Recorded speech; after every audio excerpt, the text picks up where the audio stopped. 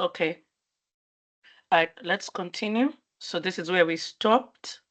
So this says describe each plane of symmetry for each solid.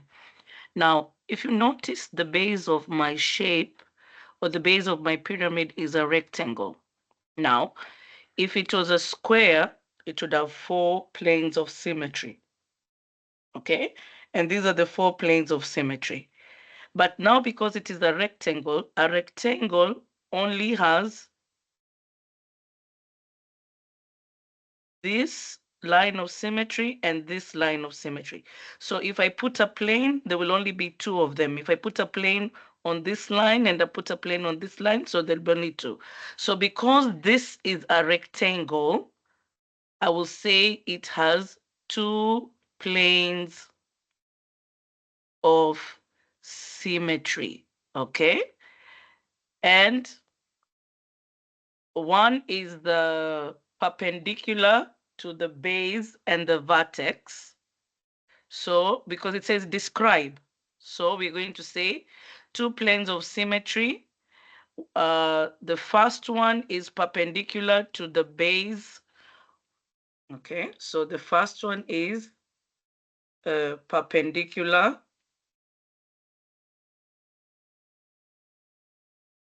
to the base and goes to the vertex.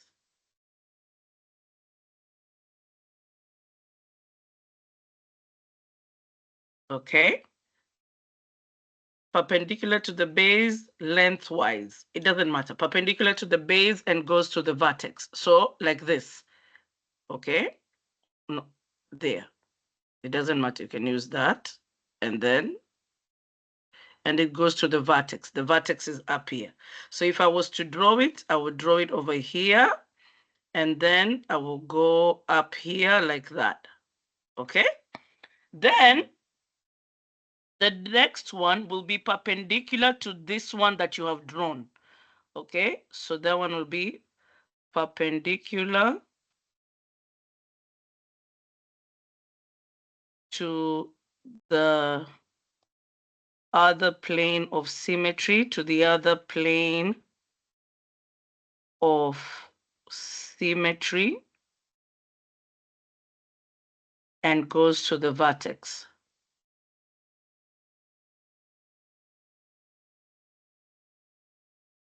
Okay, so it will be like that, and then you draw a triangle like that. See, that's how it would be. Okay, so because my base is a rectangle, I have 2 planes. If it was a square, I will say I have 4 planes of symmetry, because for a square has 4 lines of symmetry. It has the diagonal ones, and it has the vertical ones and horizontal one. Okay, so if it is a square, you have to say 4. If it is a rectangle, then you have to say 2. Because 2 planes of symmetry, because my base is a rectangle. Because my base is a rectangle. Okay, now let us do this one. This one is a hexagon. 1, 2, 3, 4, 5, 6. A 6-sided polygon is called a what? A hexagon. So you're going to say here, my base is a regular hexagon. How do I know my base is a regular hexagon? Because all these sides are the same. Okay, my base is a regular hexagon, so I will have 6 planes of symmetry. 6 planes of symmetry. And then just draw and show. I'm going to draw mine here. So I'm going to try and draw a hexagon.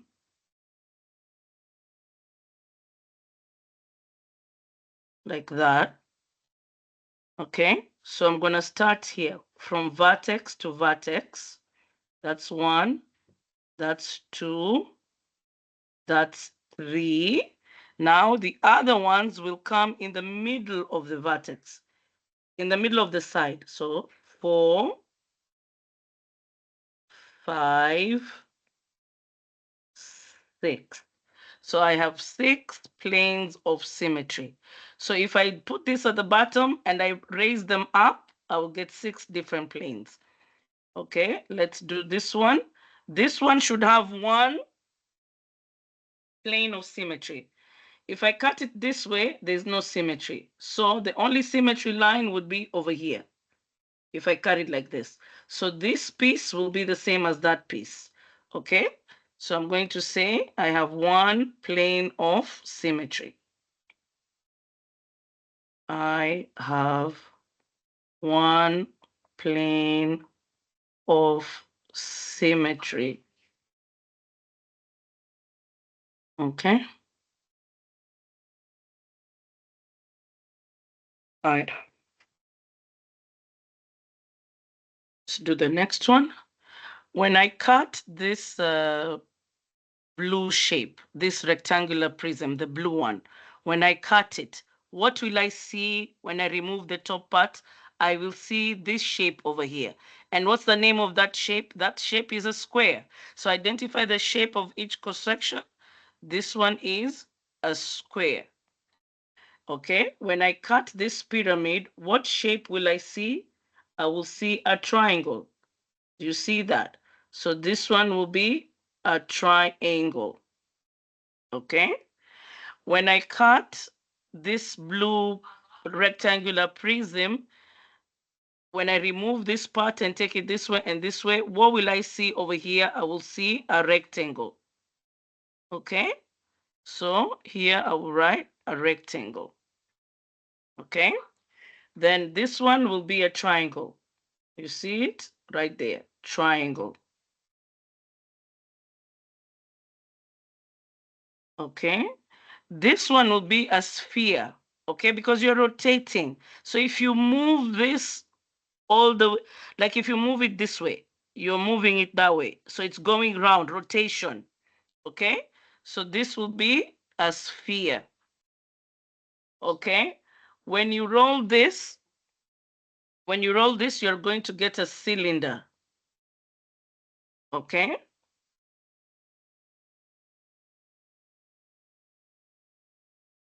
you're going to get a cylinder. Okay, and it will be hollow. It will be a hollow cylinder. Okay, all right. A hollow cylinder, remember we said is open on both ends. So if you draw your cylinder, it will be like this, like that. And this will be open, and this will also be open. Okay? So that's why we are calling it a hollow cylinder. A hollow cylinder. Or you can say it is a cylinder whose bases are open. A cylinder whose bases are open. Whose bases, both of them are open. Okay? Now, if you roll this, because it's not a complete circle, so it's going to be like your ice cream bowl. It's going to be like that. Okay? It's going to be like that. So you can either say a bowl, you can either say half a sphere, which is called a hemisphere. Okay? Okay, you can also say half a sphere, that's fine. But the best vocabulary is hemisphere. Okay? All right. So then if you rotate this, it's going to make a cone. Okay? Now what does the question want? The question wants us to find the volume of each prism or pyramid, and we must round our answer to the nearest tenth. Okay? So this is a prism. This one is a prism. So volume of prism, volume equals to base area times height. The base of my prism is a rectangle. How do I find area of a rectangle? Length times width. So then I'm going to multiply by the height. The length is 18, the width is 16, and then I'm going to multiply by 8. Altogether, I should get 2,304 cubic centimeter. And I box my answer. The same thing here. Volume of a prism. My prism is a rectangular prism. So base area times height. My base is a rectangle. So area of a rectangle is length times width. And then you're going to multiply by the height. So 6 times 8 times 2. And that should give us 94 cubic feet. Okay. Now, this is a triangular prism. So, volume equals base area times height. In a triangular prism, the base is no longer a rectangle, it is a triangle. So, this is the base of this prism. Okay? So, how do we find area of triangle? Half times base times height. These numbers or these values should come from the triangle. And then this height should come from the prism. Okay? So from my triangle, I don't have the base. Okay? So I'm going to draw my right triangle. I'm going to write here 5 and I'm going to write here 13. So I want the base. Let's call, so this is small b, this is A, this is C. Okay, so let's use Pythagoras theorem. B equals the square root of 13 squared minus 5 squared, because it is C squared minus A squared.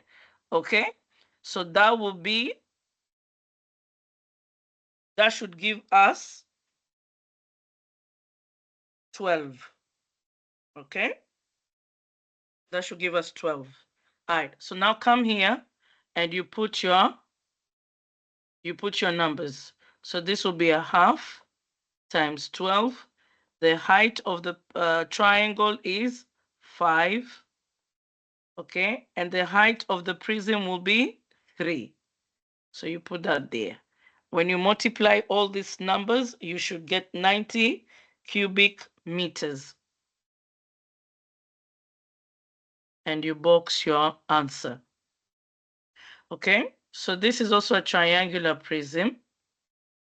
Okay, now I notice I don't know the height of my triangle. So we're going to call that B. Okay,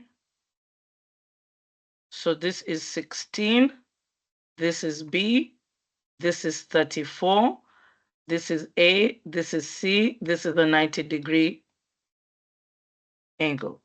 Okay, let's find B. B equals the square root of C squared minus A squared, which equals to the square root of 34 squared minus 16 squared, which should give us 30.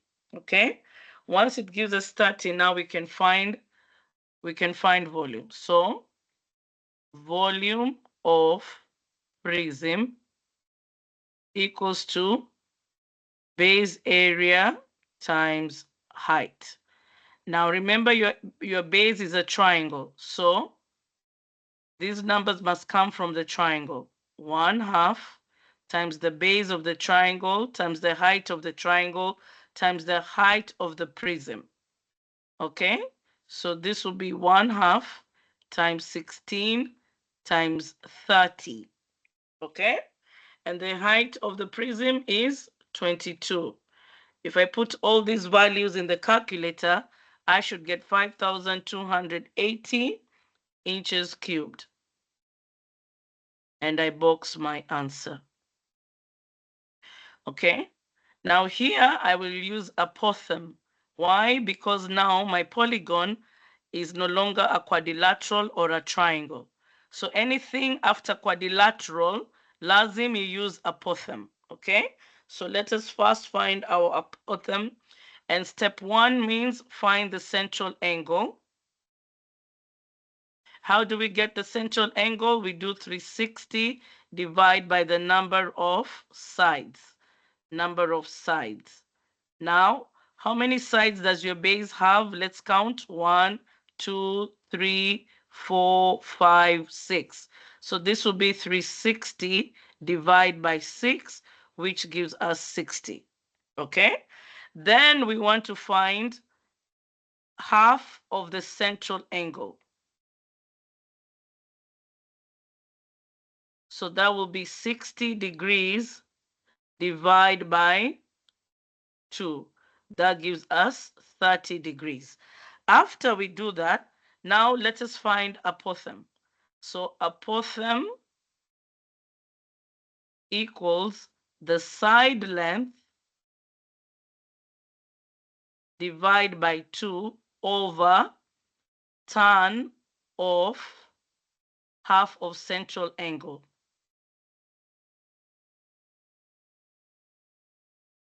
Okay, that number is, side length is 7. We are dividing that by 2. And this will be tan of 36. So this will be 3.5 over tan 36. Okay, so that's apothem. Now, that should give us, why am I putting 36? This should be 30, not 36. Where am I getting that value from? 30. Okay, this one here. All right, so now let us find volume. So volume of prism equals to base area times height. How do I get base area? 1/2 times apothem times the number of sides times the side length times the height of the prism. Okay, so half apothem was, if you put this in the calculator, I got 7 square root 3 divide by 2. Okay, then the number of sides is 6. I counted over here, and each side measures 7 centimeters. Then the height of the prism is what? 23. I put all these numbers in the calculator. I got 2928.03. Then what do? I round to the nearest tenth.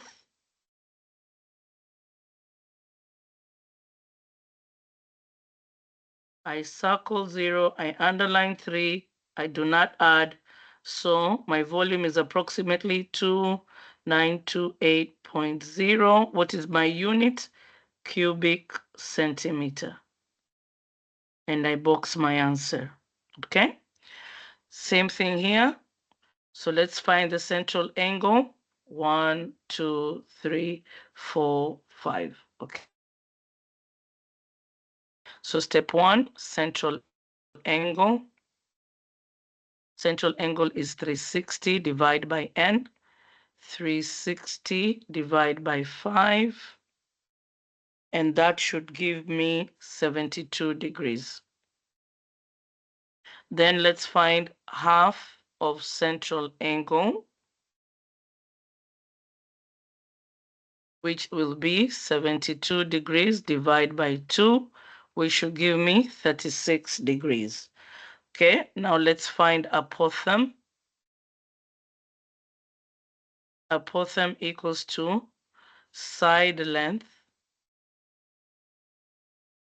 divided by 2 over tan half central angle.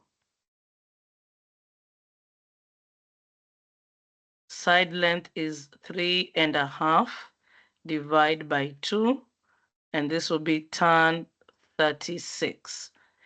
Okay, if you put this in the calculator, that should give you 1. Okay, if you put all of it in the calculator, but if you just do the numerator, that should give you 1.75 over tan 36. Then it will become a decimal and 2.408. Now let us find volume. Okay. So volume of prism, volume equals base area times the height of the prism. How do I find base area of a polygon that is not a quadrilateral or a triangle? I will have to write the kanun, half times apothem times number of sides times side length. That's how I get the area of the base. Then I have to remember to multiply by the height of the prism. Now let's put our values, a half times 2.408. Number of sides is 5. You have 5 sides because this is a pentagon. Each side is 3.5 and the height is 9. When you put all these three values in the calculator, you should get 189.68. Okay, then we've been told to round to the nearest tenth. Add 1, you got 189.7 inches cubed. Okay. All right, in question 7, this one I'm going to treat it like it is a rectangular prism. Even though it is slanted, we agreed in class that a slanted rectangular prism still remains a rectangular prism. So volume equals to base area times height. My base is a rectangle, so length times width times the height.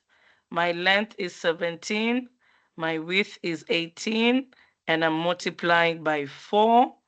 If I put these three values in the calculator, I should get 1224 cubic. Or you can call it a parallelogram. If you're calling your base a parallelogram, the area of parallelogram is base times height. So this is the base of the parallelogram, and this is the height of the parallelogram. Okay? So you still get the same answer. Base of the parallelogram, height of the parallelogram. Okay? So you can also do that. Base of the parallelogram times height of the parallelogram. Okay. This is a triangular prism. Kanun for volume of prism, volume equals to base area times height. My base is who? A triangle. So how do I find area of triangle? Half times base of triangle times height of triangle. Then those values I will multiply with the height of the prism. Now, do I have the base of the triangle? Yes. So this is a half times 12. Do I have the height of the prism? No. But this is a right triangle. So this is A, this is C because it's opposite the 90-degree. So I want B. So B equals the square root C squared minus A squared. So that is 13 squared minus 12 squared. That should give me 5. So the height of my triangle is 5. Okay? And then I need to multiply by the height of the prism, which is 25. When I put these values in the calculator, I got 750 cubic meters. And I boxed my answer. All right. So now here I have a pyramid. Okay. How do you find volume of a pyramid? Volume of pyramid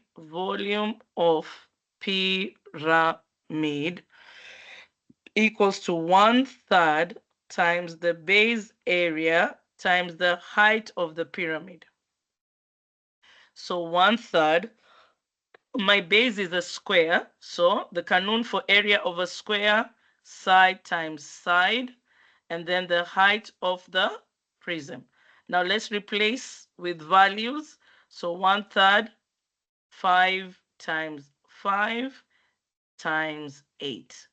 When I put these values in the calculator, I got 66.666 like that. I need to round to the nearest tenth. I will circle this 6. I will underline that. I will add 1. So my value is 66 and 7 cubic feet. Okay. When the question says round to the nearest tenth, you circle the digit immediately after the decimal. The first digit after the decimal is who you circle. Then you underline the digit after the circle. Ask yourself, the digit that you underlined, is it 5 or more? If you say yes, then you increase your circle by 1. Okay, I have another pyramid over here. So volume of pyramid equals to 1/3 times the base area times the height of the pyramid. My base is a triangle. So because my base is a triangle, how do I find area of triangle? 1/2 times base times height. These values should come from the triangle that is at the bottom. Okay? And then you're going to multiply by the height of the pyramid. All right, so let's put our values. 1/3 times half. My base is 24. My height is 7. How do I know? Because they make the 90-degree. Okay, so this is the height and this is the base. Okay, then I am going to multiply by 28. Now put all these values in the calculator. You should come up with 784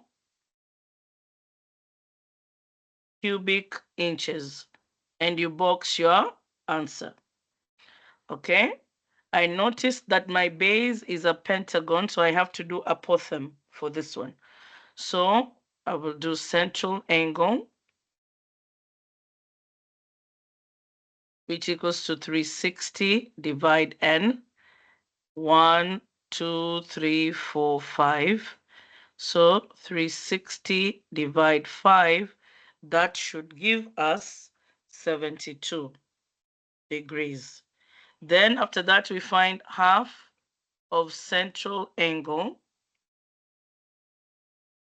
which will be 72 divide 2, which will be 36. Okay, now let us find apothem. So apothem equals to half times, no, apothem is not equals to half. Apothem equals to side length divide by 2, and then down here will be tan half central angle. Okay, our side length is 4, so 4 divided by 2 over tan 36, which gives us 2 over tan 36. Okay, then I changed it to decimal. That gave me 2.753. Okay, now let's find volume of the, what is this? Of the pyramid. Volume of pyramid equals to 1/3 times base area times height. How do you find base area? Half times apothem times number of sides times side length. So that's base area. Then this is the height of the pyramid, and 1/3 has to be there in the canon. Now let's replace our values. So 1/3, half, apothem is 2.753, number of sides is 5, side length is 4, times the height of the pyramid, which is 6. If I put all these values in the calculator, I should get 55.0. 0.06. I'm supposed to round to the nearest tenth. I add 1. My solution is 55.1 cubic inches. And I box my answer.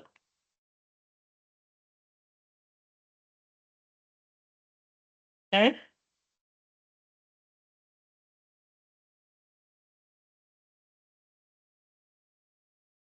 Let's do question 12.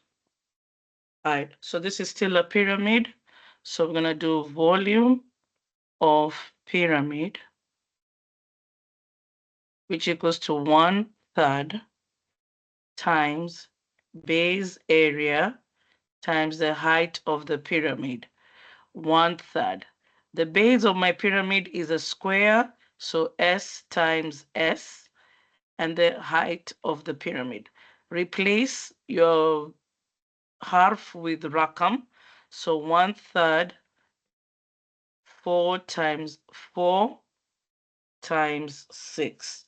When you put all this in the calculator, you should get 32 cubic feet. And that's your answer. Okay, Margaret makes a square frame. See? Margaret makes a square frame out of 4 pieces of wood. Okay? And each piece of wood is a rectangular prism with a length of 40. So she has this. This is one piece of wood. Okay?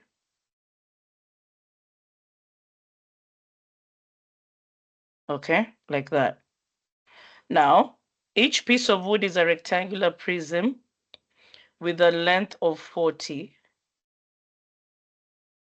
a height of 4 centimeters,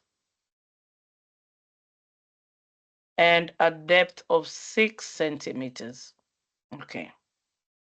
What's the total volume? What is the total volume of the wood used? So let's first find for one piece. Volume for one piece will be base area times height. Because it's a rectangle, so we will do length times width, and then with the height. Okay? So this will be 40. The width will be 4. And then you're going to multiply by 6. So when you do that, 40 times 4 is 160. And 160 times 6 is 960. 960 cubic centimeter. But that's for one piece. How many pieces does she have? 4. So then you're going to say total volume equals to 4 times volume of one piece. So 4 times 960 cubic centimeter. So you multiply that by 4 and you should get 3,840 cubic centimeter. And you box your answer. Okay? Now, what do you notice here? You notice that this trash can is made up of 2 pieces. The top piece is a triangular prism and the bottom piece is a rectangular prism. So you need to find the triangular prism volume and the rectangular prism volume and then add them together. So you're going to say volume of trash can equals to volume of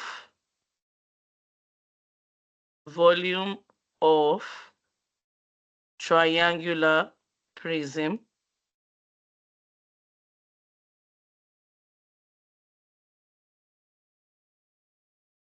plus volume of rectangular prism. How do you find volume of triangular prism? You will find it by doing base area times height. Okay? How do you find volume of rectangular prism? You will find it by doing base area times height. These numbers come from the triangular prism. These values will come from the rectangular prism. Rectangular prism is easier to do, so length times width times the height.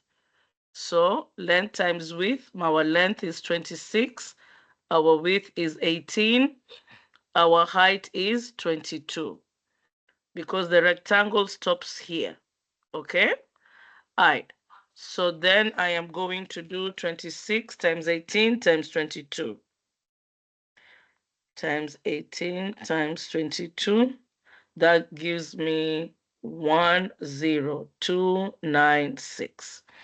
Now let's do triangular prism. The base of my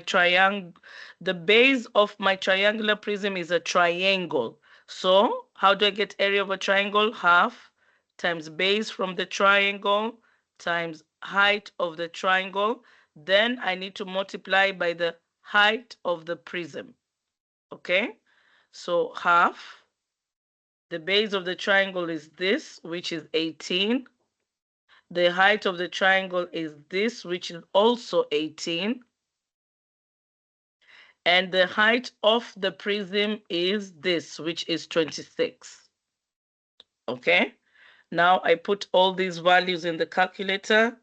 0.5 times 18 squared times 26. That gives me 4,212. Then I add these two values, plus 10296. That should give us 14508. And then put a comma there. You box your answer, and your unit is cubic inches. A rectangular prism has a length of 16, a width of 9, and a height of 8. Find the volume. Okay, volume of prism will be base area times height of prism. What did the question say? It is a rectangular. So how do you find area of a rectangle? Length times width. Then you're going to multiply by the height of the prism. Our length is 16, our width is 9, and our height of the prism is 8. 16 times 9 times 8, 1152. 1152. What's the unit? Cubic feet. And you box your answer. A pyramid. So you have to know how to read. A pyramid has a height of, this should be 18, okay? The height of the pyramid is 18 centimeters. And the base of an area of 26, so base area has been given. Base area of 26 square centimeters. Find the volume. Volume of pyramid equals to 1/3 times the base area times the height of the pyramid. 1/3, base area is 26, height pyramid is 18. 3 goes here once, 3 goes here 6 times. So what is 26 times 6? 156. Or put all these three numbers in the calculator, you should get 156. 156 what? Cubic centimeter. And you box your answer. Okay? All right, we move on. Inside a lobby, there is a bench shaped like a simple block. Block means rectangular prism with a square base. that measures 6 by 6 on each side. The height of the bench is this. What's the volume of the bench? Volume equals to base area times height. Base is a square, so side times the height of the prism. So this will be 6 times 6 times 1 3/5. Change this to improper fraction or change it to decimal. So, or how do you put this in the calculator? You have to press shift. To put this in the calculator, press shift and press this fraction. So then you should see 3 boxes. You should see 3 boxes for you to put that. Okay? All right. So this will be, I'm going to change mine to improper fraction. 6 times 6 times 8 over 3. Okay? Change this to improper fraction. You have 1 3/5. This becomes 5 out of 5 plus 3 out of 5, which becomes 8 out of 5. Okay? Now, I can put all these numbers in the calculator and divide by 3. So, what is 6 times 6 times 8? Divide by 3. I got 96. And what is my unit? Cubic feet. Okay? All right. So here we are factorizing binomials that are the difference of squares. And we are also going to find perfect square trinomials. So this is module 11, okay? Marvin saw a rug in a store that he would like to purchase. It has an area represented by the expression shown on the rug. He cannot remember the length and width, but he remembers that the length and width are the same. Okay? Factor the expression that represents the area of the rug. So you can either do jadwal or you can do checking perfect square trinomials. Okay? So the first thing I need to know who is my A. My A is 1. And then I check my C. To check if my trinomial is a perfect square, I need to do 3 canons. I need to find if the square root of A, if A is a perfect square by finding its square root. That is step 1. Step 2, I need to find the square root of C to determine if C is a perfect square. Then step 3, I need to make sure that my B is equal to -2 times the square root of A times the square root of C. Why negative? Because B is negative. Okay? So let us start by doing. My A is 1. Is A a perfect square? Yes, 1 is a perfect square. So that is 1. Okay? My C is 64.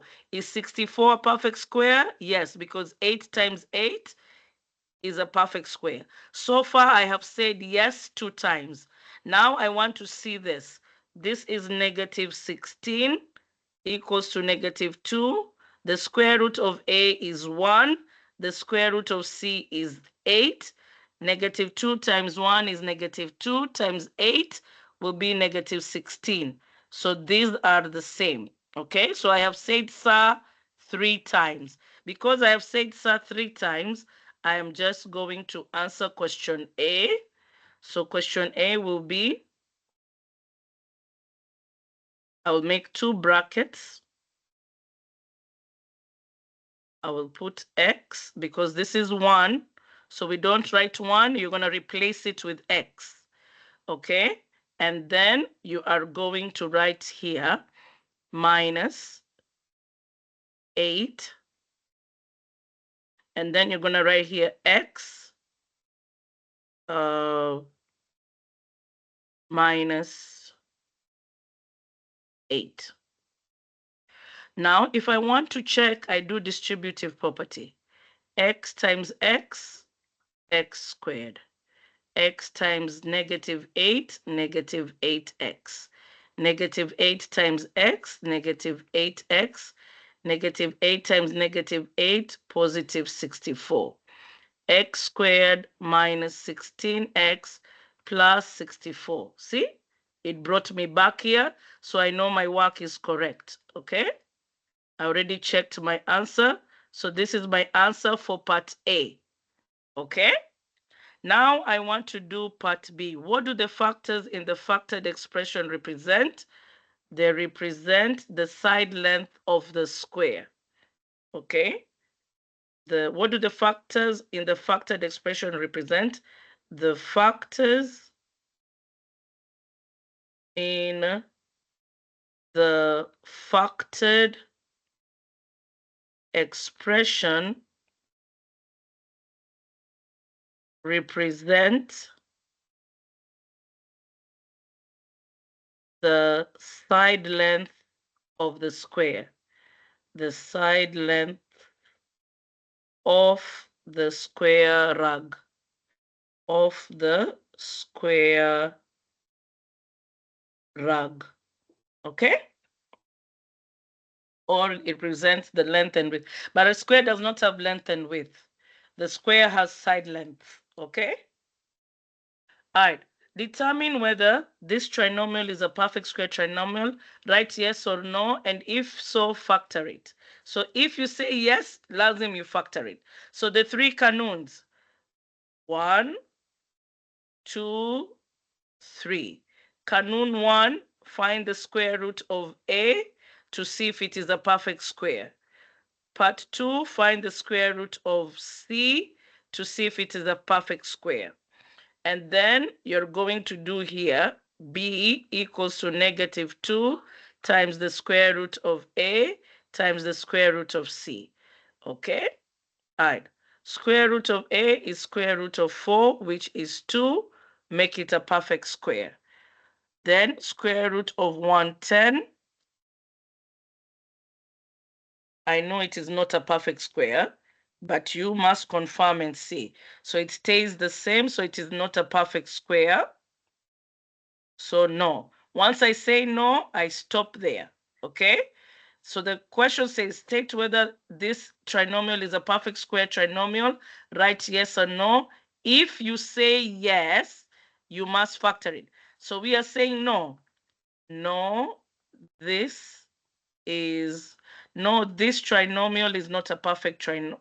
No, this trinomial is not a perfect square trinomial because it did not pass all three tests. For you to be a perfect square trinomial, lazim you say sa 3 times. Once you say la, you don't continue. Okay? All right, let's check this one. So, test 1, square root of A. Square root of A is square root of 16. 16 is a perfect square, so sa. Step 2, check square root of C. C is 49. 49 is a perfect square, so yes. Now, step 3, we need to do check B. How will you check B? B is negative. So you write negative 2 times the square root of A times the square root of C. B is negative 56. So do negative 2 times 4 times 7. Negative 8 times 7, negative 8 times 7, that should give us negative 56. So they are the same. So all these three are the same. Okay. So then, so write yes or no. So you say yes. This is yes, this trinomial. Yes, this trinomial is a perfect square trinomial because it has passed all 3 tests. Okay? Now, after you say yes, we've been told we must factor it. So 4x minus 7, 4x minus 7. Now, you can leave it like this, but the best thing is for you to write 4x minus 7 squared. Either one of them is your answer. It doesn't matter. This can be your answer, but this is the best answer. Okay? And always check your work. Now, remember, you must, the answer to part 1, you will put x to it. The answer to part 2 does not have a variable if C does not have a variable. Okay? Now, why did I know this was minus inside my bracket? Because B is negative. So this has to be negative. Okay? Then I can do distributive property to check. 4x times 4x, 4x times negative 7, negative 7 times 4x, and negative 7 times negative 7. This gives me 16x squared. This gives me negative 28x. This gives me negative 28x. Negative 28x minus 28x gives me negative 56x. Negative 7 times negative 7 gives me positive 49. So I know I am correct and my answer. Same thing here. You can write it like this, or you can write it as x minus 8 squared, and you box your answer. Okay, let's do the test. Test 1, square root of a. Our a is 81. 81 is a perfect square. Test 2, find the square root of c. 25 is a perfect square, so it has passed the second test. Test 3, I want to check b. B is negative, so I have to do negative 2 times the square root of a times the square root of c. B is negative 90, which is equals to negative 2 times 9 times 5. 9 times 5 is 45. 45 times 2 is 90. And this is negative 2, so that's negative 90. So it has passed all the 3 tests. So let's write our answer. So then we say, yes, this trinomial is a perfect square trinomial because it has passed all 3 tests. Then we've been told to write our answer. 9x minus 5. 9x minus 5. I can box it here, but the best answer should be 9x 5 squared. Box that there. Let me check my work. So 9x times 9x, 9x times negative 5, negative 5 times 9x, negative 5 times negative 5. 81x squared, negative 45x, negative 45x, negative 90x, positive 25. So yes, my answer is correct. I checked my work. Okay. All right. What is my A? My A is 1. So test 1, square root of A. A is 1. How do I know? There is no rakam here. I have to put 1. Okay.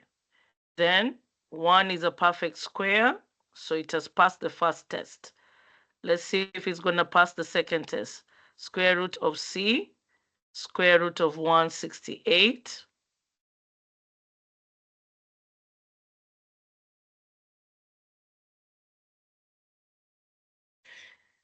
No, it is not a perfect square because I got 2 square root 42, so it did not pass. So we're going to say, no, this trinomial is not a perfect square, excuse me, trinomial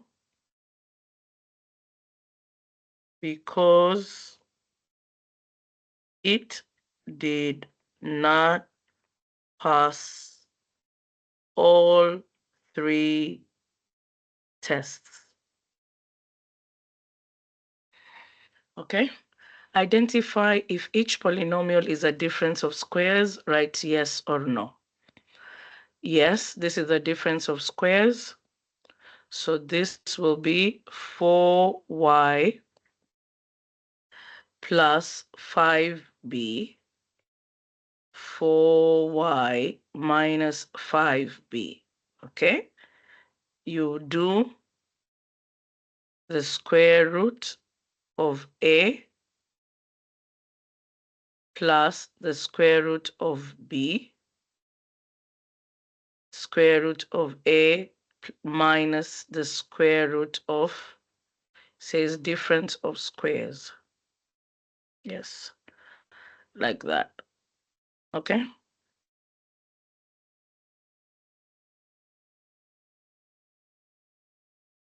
No, difference of squares. This one is a sum of difference. This one is the product of a sum and difference. This is not a difference of squares. Okay, so this one is no. Okay, let's check. 4y times 4y, 16y squared. 4y times this one will give me negative 20yb. Positive 5b times 4y will give me positive 20yb. And this one will give me negative 25b squared. And this will give me 0.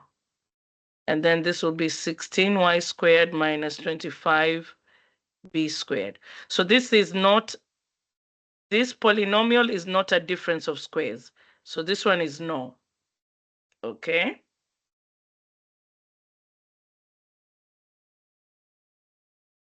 But all of them are minuses. So why are we saying yes or no?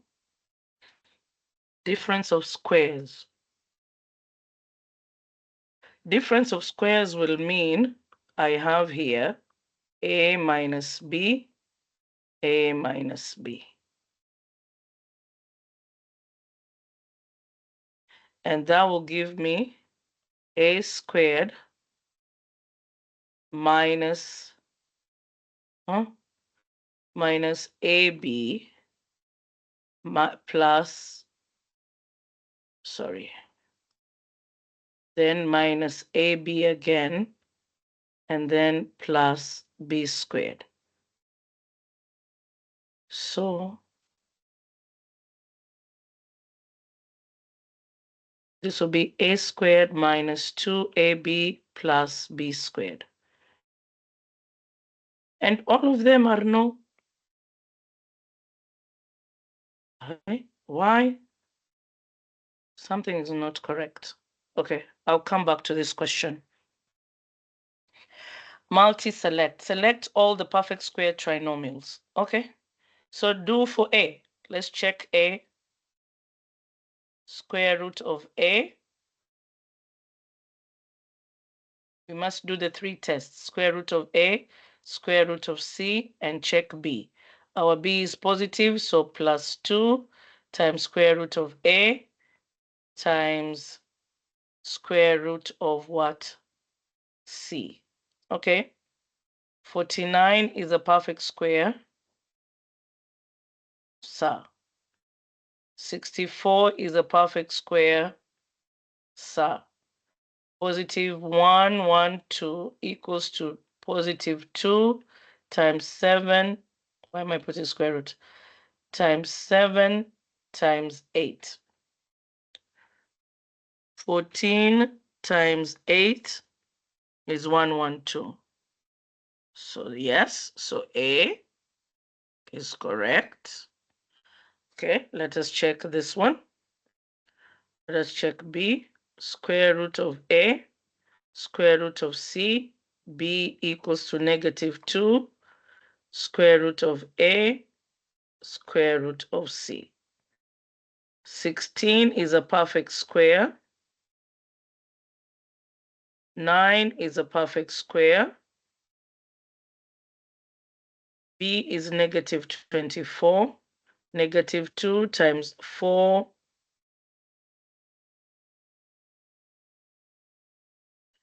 Negative 2 times 4 times 3. Negative 2 times 12 is negative 24. So it has passed all the 3 tests. So it is our answer. Okay, let's do C. Square root of 49. 49 is a perfect square because of 7. Square root of 64. 64 is a perfect square because of 8. Okay, now let us check B. B is positive, so I will write positive 2 times the square root of A times the square root of C. B is how much? 30. So 2 times 7 times 8. 14. 14 times 8 will never be 30. That one is not true. 14 times 8 is 112. So it did not pass. So C is not an answer. All right, let us do D. Square root of 9. 9 is a perfect square, so it passes. Square root of 16. 16 is a perfect square, it passes. So we have B. Our B is negative, so we'll do negative 2. Square root of A, square root of C. Okay, negative 6 equals to negative 2 times, this is already a big number. Negative 2 times 3 is already negative 6, and we are still multiplying by 4, so it does not pass. So this is not true. Okay, but let us do E. We'll do E over here. So square root of 1, 1 is a perfect square, it passes. Square root of 25. 25 is a perfect square, it passes. Our B is negative, so we are going to check with negative 2, square root of A, square root of C. Negative 10 is equals to negative 2 times 1 times 5. Negative 10 equals to negative 10. So it passes all 3, so this is also our answer. Okay.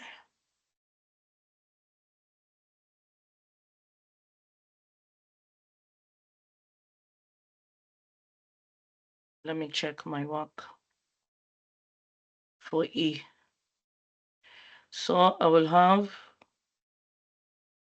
x, y plus 5y, no, minus, because the b is minus. And then I'll have x, y minus 5y. xy times xy x squared y squared. Xy times minus 5y, it will be minus 5xy squared. Negative 5y times xy would be negative 5xy squared. If I add this, I should get negative 10xy squared. Negative 5 times negative 5 plus 25y squared. And this matches so I'm correct. Yes. Okay? Always check your work, always. Okay, multiple choice. A square piece of cloth has an area of this. Something is wrong. This should be y squared over here. Find the length of each side.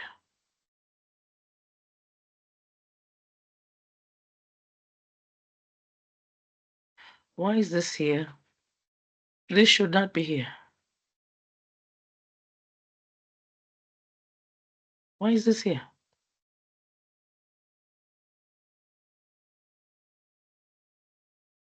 Let me find this question in the book. It's module 11.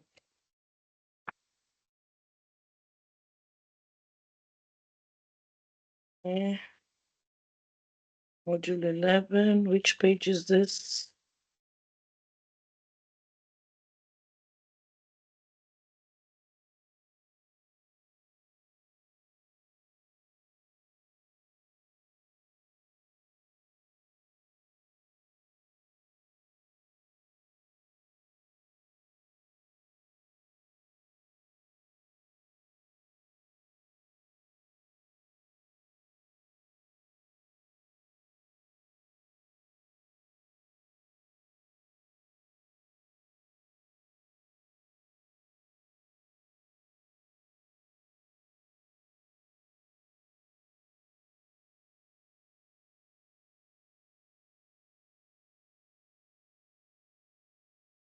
Okay, this is on page 686. This question is not correct. Page, this should not be here. Okay, so this is at page 686. And you're going to choose, the choices are A, 2y plus 7, B, 2y minus 7, C, 4y minus 49, and D, 2y minus 14. This is definitely wrong. Definitely. Because 14 squared will not be 49. Definitely. This is definitely wrong because B is negative, so we cannot have plus.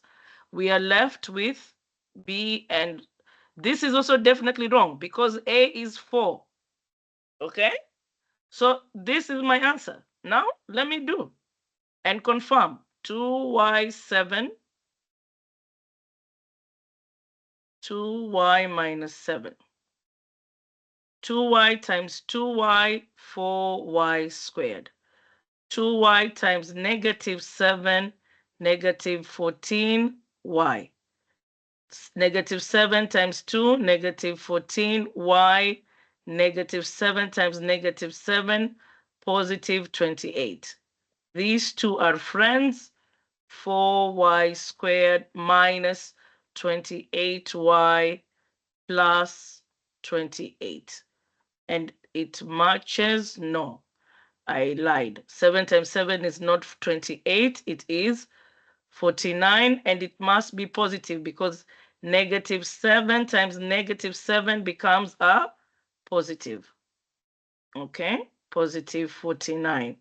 And I box my answer. If I don't want to do it the way I did it, do the 3 tests. So test 1, square root of A. A is who? square root of 4y squared, which becomes 2y. Okay? Then do square root of who? So that means that's a perfect square. Square root of c. Square root of 49. 49 is a perfect square. You got 7. Now test for b. b equals to -2 times the square root of a times the square root of c. b is who? -28. -2 times 2y times 7.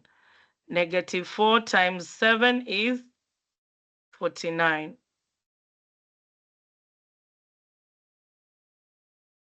What am I doing? Why did I put harf here? A is a number, not a number with a variable. Okay, so -4 times 8 is -28. So it passes. So now let me write my answer. 2y minus 7 and 2y minus 7. And what the question say? Find the length of each side. So the length of each side is just, so we write here 2y minus 7 and 2y minus 7. So there, this is our answer. Okay, now we want to write the equation of a circle with the center radius at 0, 0, and with the center at 0, 0 and the radius at how much is the radius? The radius is 8. Okay, so the question tells us to write the equation of a circle. All right. So what's the kanun for writing the equation of a circle? First, okay, your center. So your center is this. So you're going to label this H. You're going to label that K. Okay. And this is your R. So kanun says X minus H squared plus Y minus K squared equals to radius squared. So X, which is X minus 0, you're going to square that, plus y minus 0, square that, and you're going to square your radius. This gives you 64. This gives you y squared, and this gives you x squared. And you box your answer. Okay?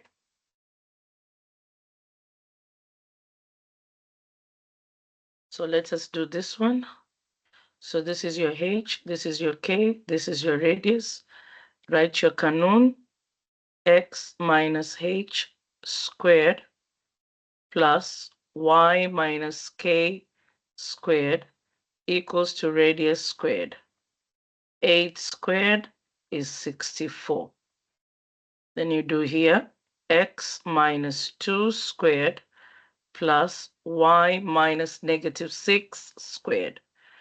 This stays the same, nothing changes, plus y plus 6 squared. Box your answer. Okay? Write the equation of each circle. So your center, who is your center? 1, 2, 3. So you want your HK. HK comes from the center. Your center is 3. Your K is, so your center is 3, 2. Now let's find our radius. From here to here is our radius. So our radius is 2. Now let's write kanun x plus h.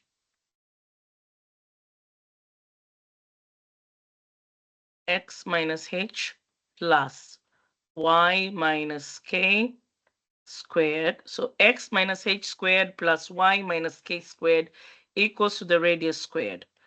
2 squared equals to 4.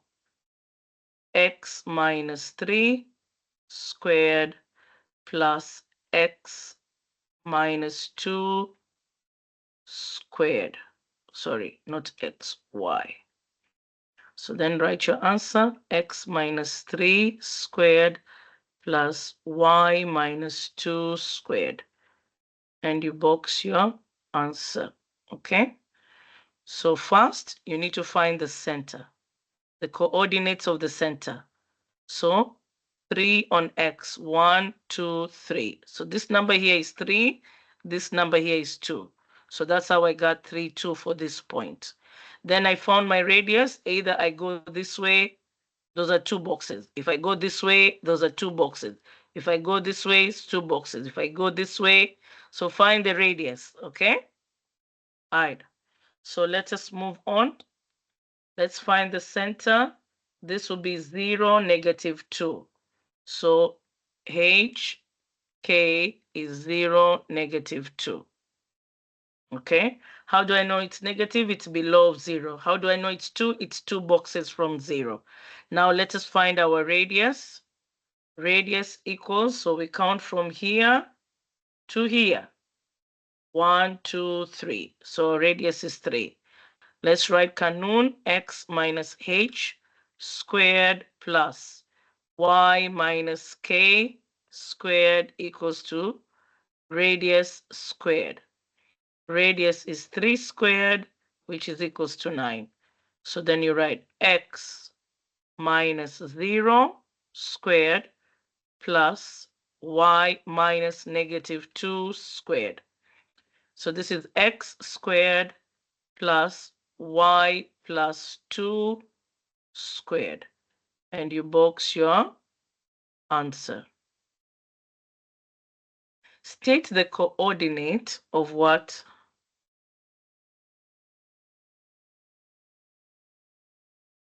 State the coordinate of the center and the measure of the radius of the circle with the given equation. Okay. So here, because I don't have h, it will be 0. And I don't have h, it will be 0. I mean, I don't have k. So here, there is no rakam. So center will be 0, 0. And then the radius will be the square root of this number. So square root of 16, which is 4. Okay?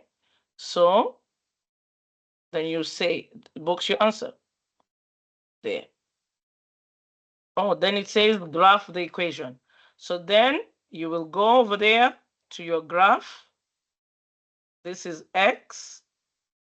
This is y. This is 0. Then you'll put your center at 0, 0. Okay? You'll put your center at 0, 0.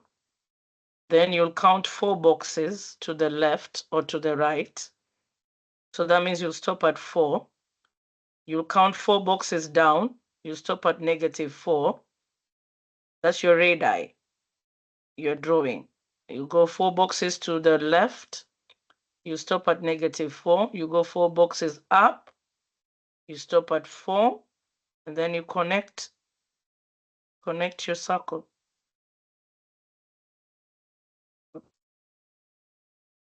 Okay? Just that. Okay? That's how your circle should be. Okay? Here, your h is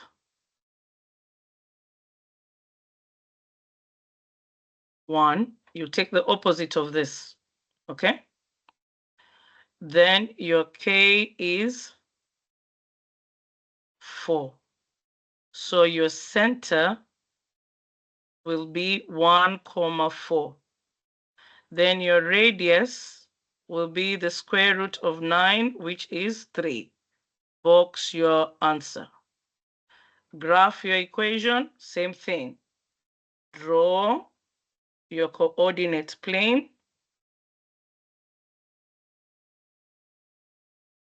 This is x, this is y, this is 0.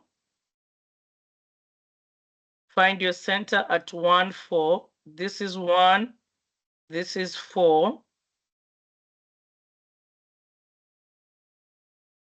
Shui.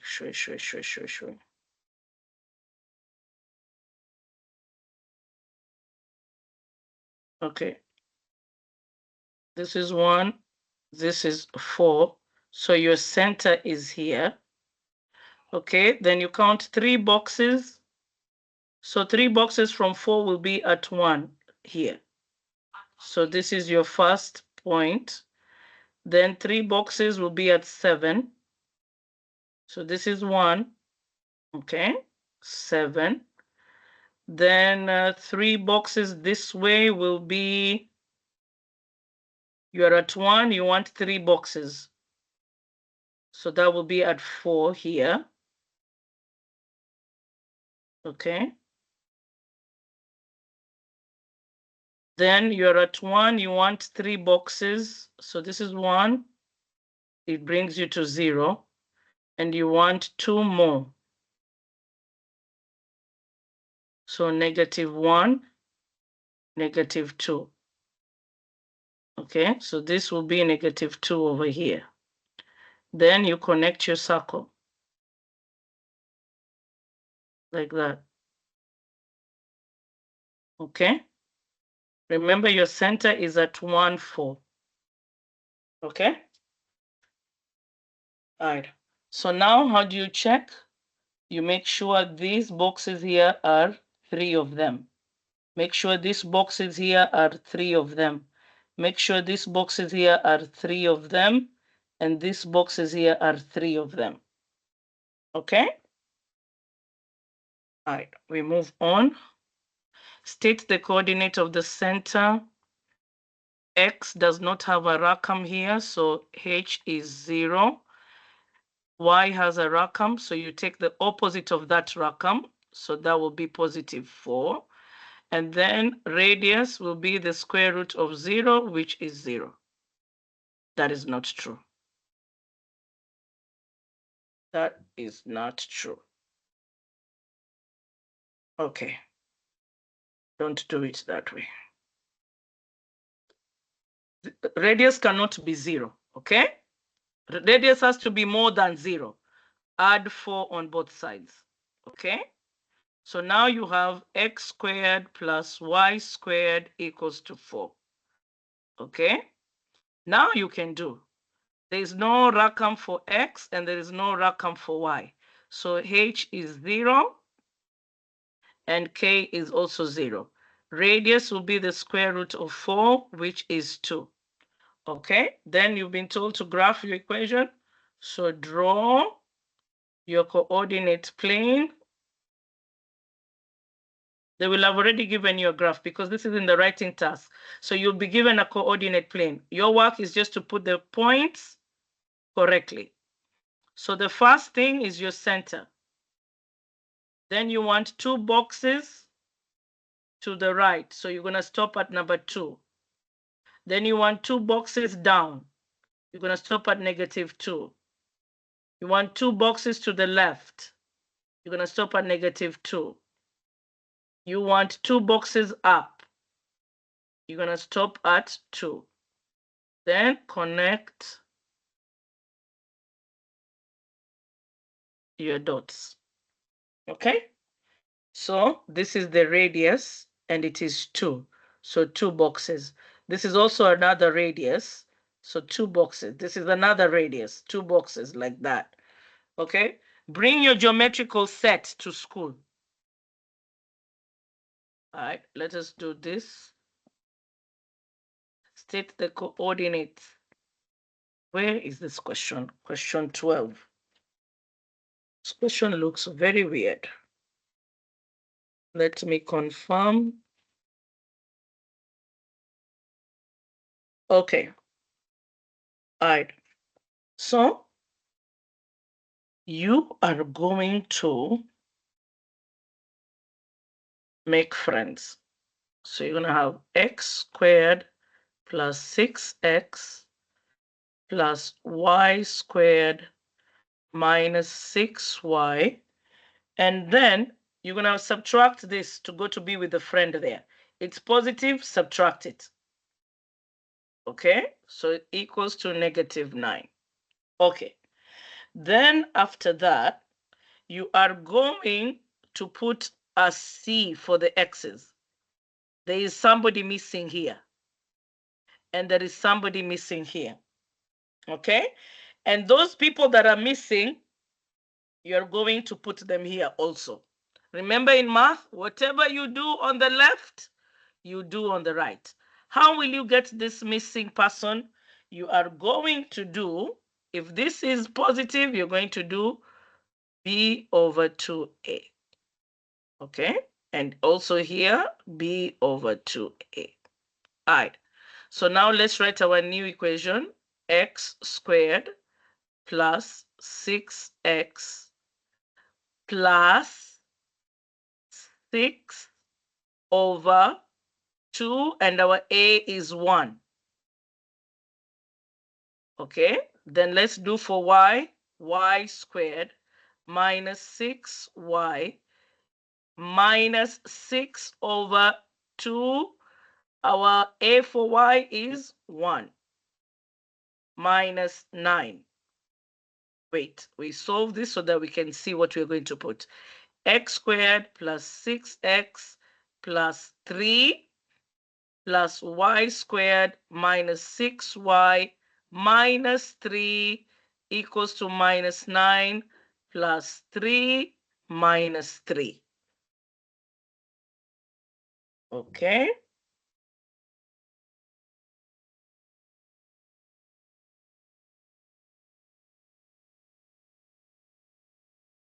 This one here we have to add.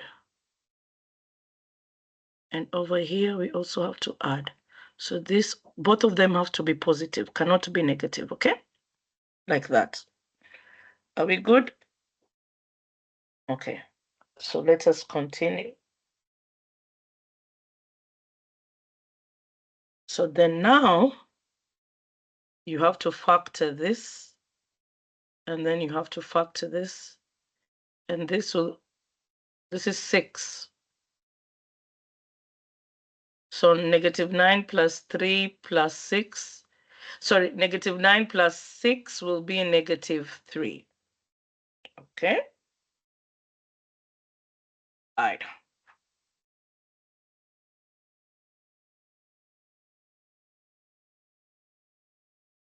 Wait, did I write the correct formula? Am I supposed to square this? Let me think about this. Yes, so square it. So square this, square this, square this. How did I know I was wrong? This cannot be negative. Okay? So this is negative 9 plus 9 plus 9. So this makes 0, and this equals to 9. Now we will have x squared plus 6x plus 9 plus y, this should be plus also, minus 6y plus 9. Okay? Then you're going to simplify this, and you're going to simplify this by finding their factors. Okay? So this is a perfect trinomial. How do I know? 1 is a perfect square. This one is also a perfect square. So you can test. Square root of 1 is 1. Square root of 9 is 3. 6 equals to 2 times 1 times 3. It passes that. So the factor for x will be x plus 3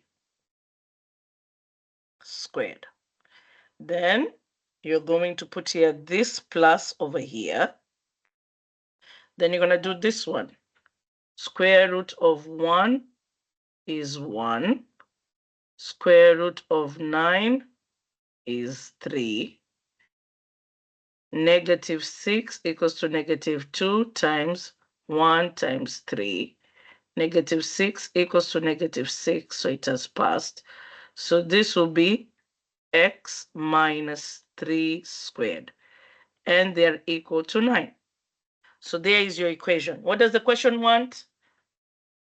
State the coordinates of the center and the measure of the radius of the circle with the given equation. Okay, so center comes from H. Our H here is positive, so we will say it is -3. We do the opposite. Our K is negative, so we'll do the opposite. It will be +3. So our center is who? -3, 3. Then our radius is the square root of 9, which is 3. So this is our answer. Okay, let me repeat this again so you remember. Again, what do you notice? Your halves are not together, okay? And this cannot be 0. So you will take this number and move it. How does it move? Because it's a positive, it's going to be subtracted on both sides, okay? When you subtract on both sides and you move this x together with this x, and you move this y together with this y. So that's how we came up here in this equation, okay? Now, you notice x's, they don't have a c. So you must find the c. Also, the y's don't have a c. You must find the c. And these c's, you must put them also over here. Remember, in math, whatever we do on the left, we have to do on the right. How do we get c? We do b over 2a and we square it. Okay? That's how we get c. Okay? Then each c is being added. It doesn't matter whether b is negative or what. No. Each c is being added. So this value and this value cannot be negative. And then once you find the value, lazim, you square it. Lazim. Lazim, you square this value. Lazim. So 6 divide 2 is 3. So 3 squared. The same thing over there. Okay? All right. Remember, we just got lucky here that they were the same thing. Not always will they be the same number. So you have to know where to get A, B, and C. Okay? All right. So after we did that, yes, those are our values. So whatever I do on this side, on my left, I have to do on my right. I have to. Now, -9 plus 9, that is 0, plus another 9, that is 9. Okay, then I solved 3 squared, I got 9, like that. Then I checked if this is a perfect trinomial. I checked. See, I don't have to do a lot of work. After I checked if it is a perfect trinomial, I knew. If I see 1, I will write x. And then why did I subtract? Because b is negative. Why did I add? Because b is positive. And then that. So that gave me the equation of the circle. This value will always give me my radius. How? By finding the square root of it. Then to find the center, I do the opposite of the value that is in the parentheses. If it is positive, I write negative. If it is negative, I write positive. And that's what I did. Okay? Right. Each polygon is circumscribed about a circle. Find the perimeter of each polygon. I will write here 13. I will write here 10. I will write here 17. Okay? Perimeter of the triangle. Perimeter of triangle will be 17 plus 13 plus no, write Kanun. Why are you not writing Kanun? Side 1 plus side 2 plus side 3. Side 1 is 17 plus 13. Side 2 is 13 plus 10. Side 3 is 17 plus 10. Okay, this is 30 plus 23 plus 27. This is 53 plus 27. This is 80 units. And you box your answer. Okay? I told you, you think of that. Your two hands. Remember, this is your head, and these are your two hands. Your hands will always be the same length. Always. They cannot be different length. This is your head. These are your two hands. Okay?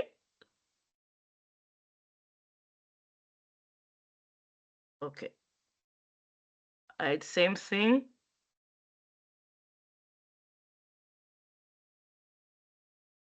This is 3. This is 2. This is 6. This is 1. This is a quadrilateral. So, perimeter of quadrilateral equals to side 1 plus side 2 plus side 3 plus side 4. Side 1, 3 plus 2. Side 2, 2 plus 6. Side 3, 6 plus 1. Side 4, 1 plus 3. Okay? This is 5, this is 8, this is 7, this is 4.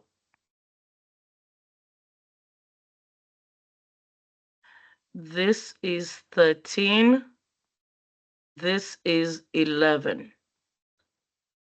This is 24 units. And you box your answer. Okay? This is 2, this is 6, this is 4.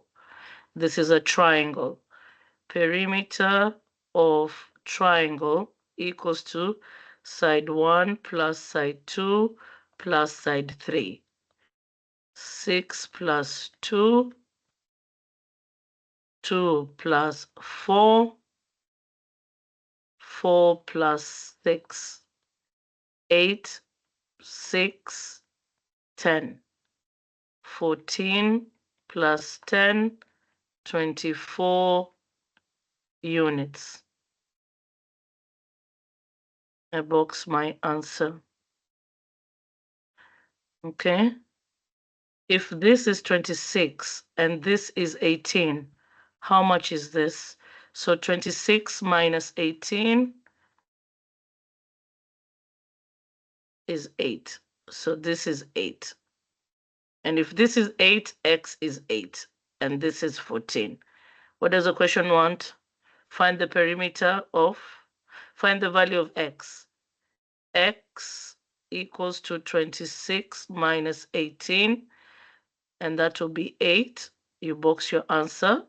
After that, find the perimeter. Perimeter of triangle equals to side 1 plus side 2 plus side 3. Side 1, 18 plus 8. Side 2, 8 plus 14. Side 3, make sure you put plus, don't forget. Side 3 is 14 plus 18. 18 plus 8 is 26. 8 plus 14 is 22. 32. 48 plus 32 is 80. 80 units. And you box your answer. Okay, find x. 8 is equals to 2x. Okay, so we're going to write here 2x equals to 8. Divide by 2, divide by 2. X is 4. Box your answer. Okay, then we've been told to find the perimeter. This is a square. How do I know? 2 times 4 is 8. 8 plus 8 is 16. So all the sides are the same. Okay, so I will do. Oh, if I didn't want to do that, no, I had to do this because I cannot assume that they were congruent. Nobody told. Oh, no, I can assume this is a circle. So This is the diameter. So this is also the diameter. I could have found x by doing 2x plus 8 equals to 16. Subtract 8, subtract 8. This goes away. 2x equals to 8. Divide by 2, divide by 2. X equals to 4. So two different ways of finding x, okay?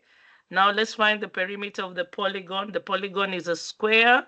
So perimeter of square equals to side 1 plus side 2 plus side 3 plus side 4, which is 16 plus 16 plus 16 plus 16, which is 32 plus 32, which is 64. Or you can use Kanun, perimeter of square equals to 4 times the side length. So 4 times 16, which is equals to 64. We don't have units, so lazim we put the word units. Box your answer. Even here, x is units. Okay? Units.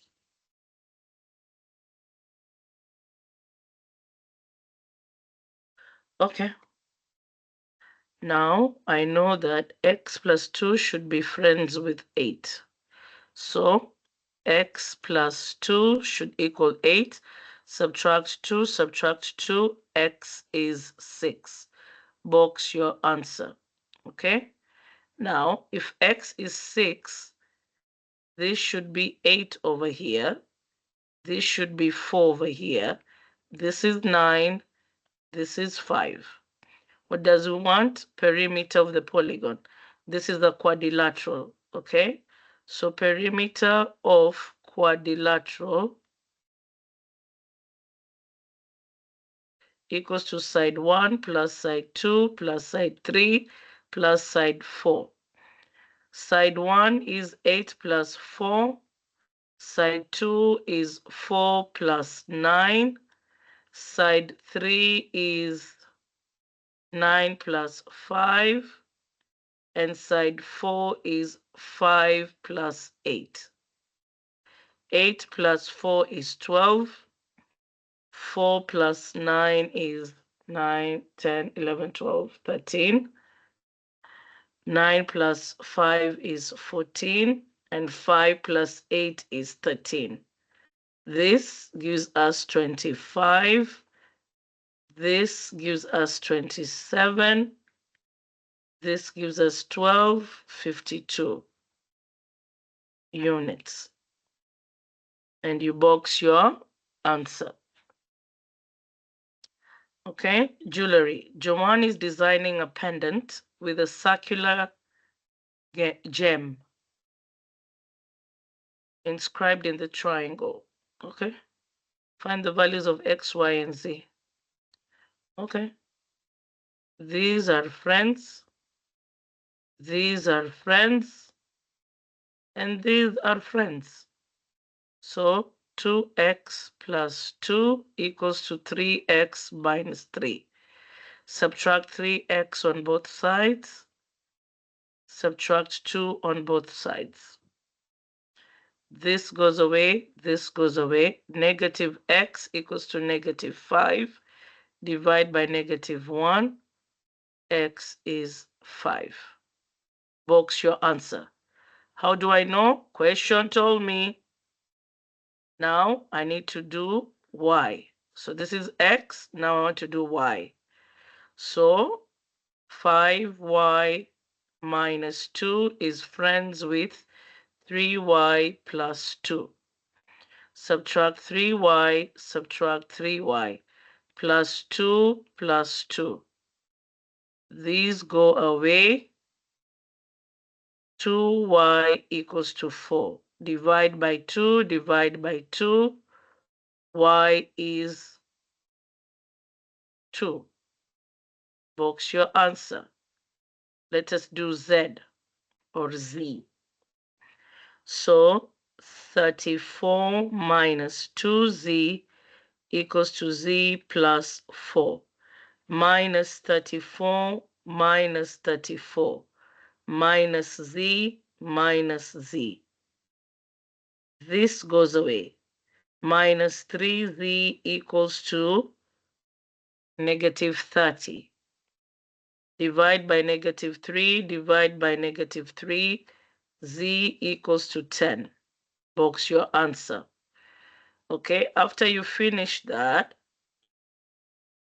you want to find the perimeter of the triangle. Okay, so you do perimeter equals to side 1 plus perimeter of triangle.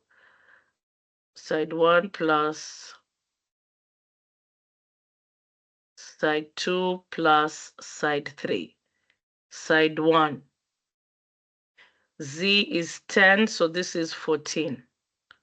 Y is 2. 3 times 2 is 6. 6 plus 2 is 8. So side 1 is 14 plus 8. Okay, show your work. Let's do that. Let's do that here. Z plus 4 equals to 10 plus 4, which is 14.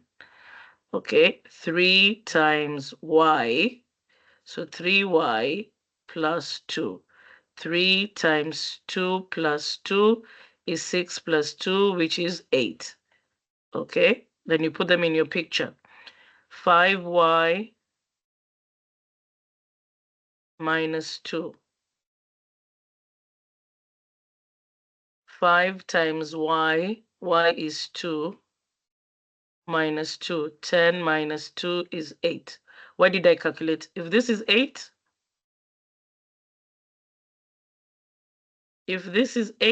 this has to be 8. This is 14, this has to be 14. So let's solve x. X is 5.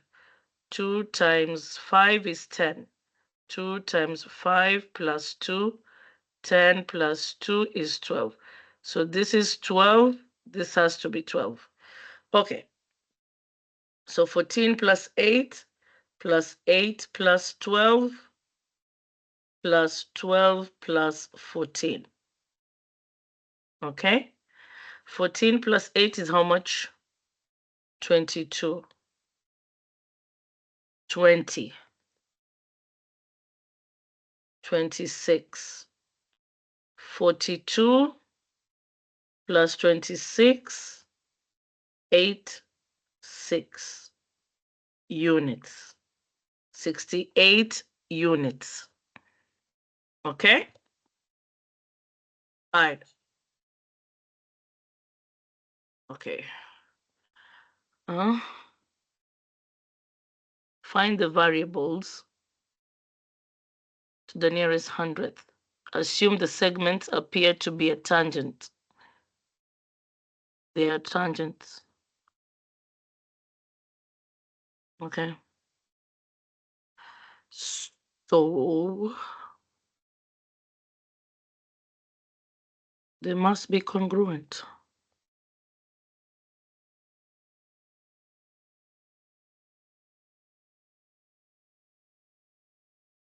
Okay, so they're congruent. Okay. So QT will be congruent to ST. QT is congruent to ST. QT is 3x minus 8 equals to x plus 10. Subtract x on both sides, add 8 on both sides. This goes, 2x equals to 18. Divide by 2, x is 9. Box your answer. Okay. Find the value of O. This is question 32. We're in module 5.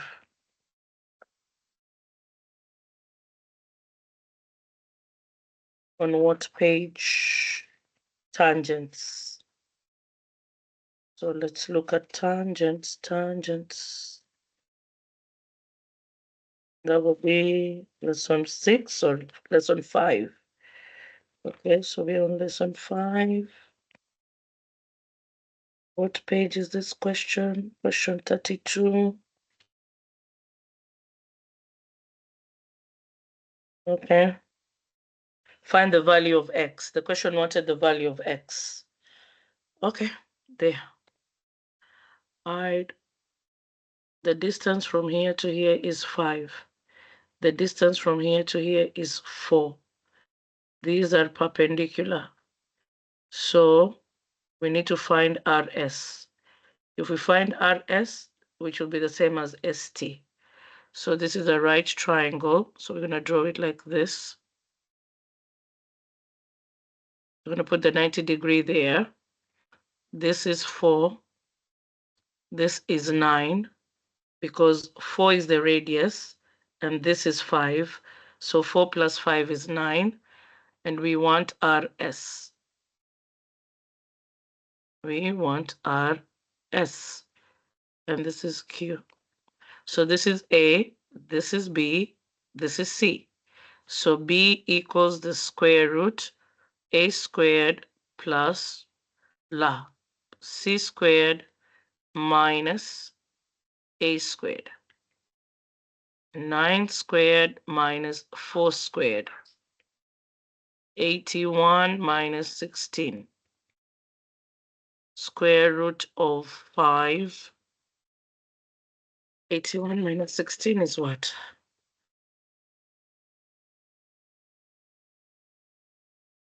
Square root of 65. Okay. So x to the nearest hundredth. So square root of 65 SD, that will be 8.06225. Why did I write all this? Up to here, 6, okay, 2. To the nearest hundredth, circle 6, underline 2. We are not adding. So x is approximately 8.06 units. And you box your answer. Okay. We move on. The Maya family uses a kitchen trash can shaped like a cylinder. So draw your cylinder.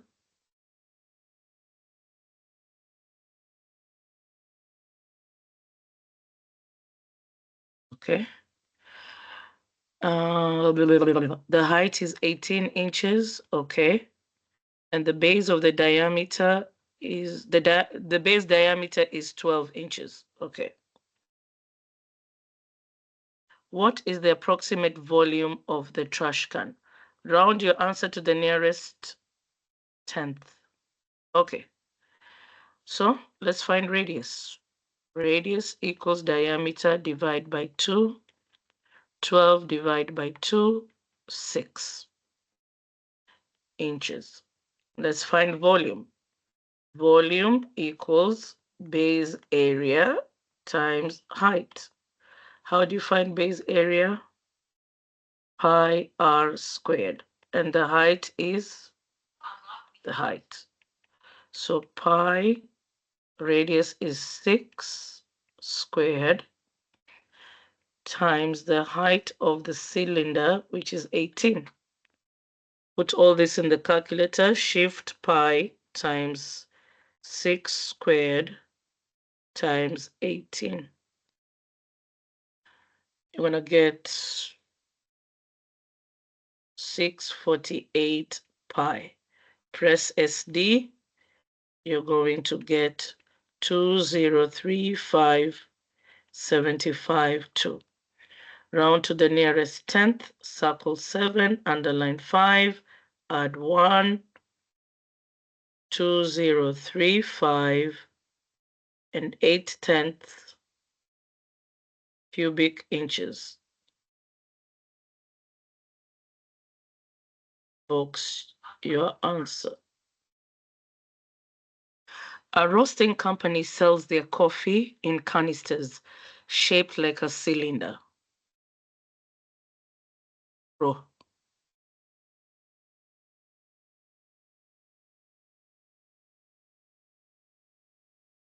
Okay. The radius of the canister is 1.5 inches. The height of the canister is 7.5 inches. What is the approximate volume of the canister? Round your answer to the nearest cubic. So your answer must be a whole number. Okay? Volume equals to base area times height. My base is a circle. How do you find area of a circle? Pi r squared times the height of the prism. Pi 1.5 squared times 7.5. Put all that in the calculator. Shift pi times 1.5 squared times 7.5. You're going to get 53.014. It says to the nearest cubic, so that means the nearest whole number. This is 0. You're not adding, so your answer is approximately 53 cubic inches.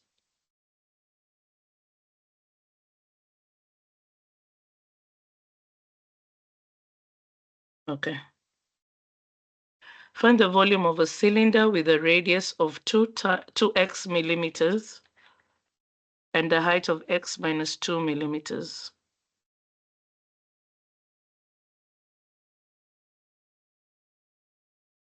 Okay. So we'll do here part A. Volume equals to base area times height.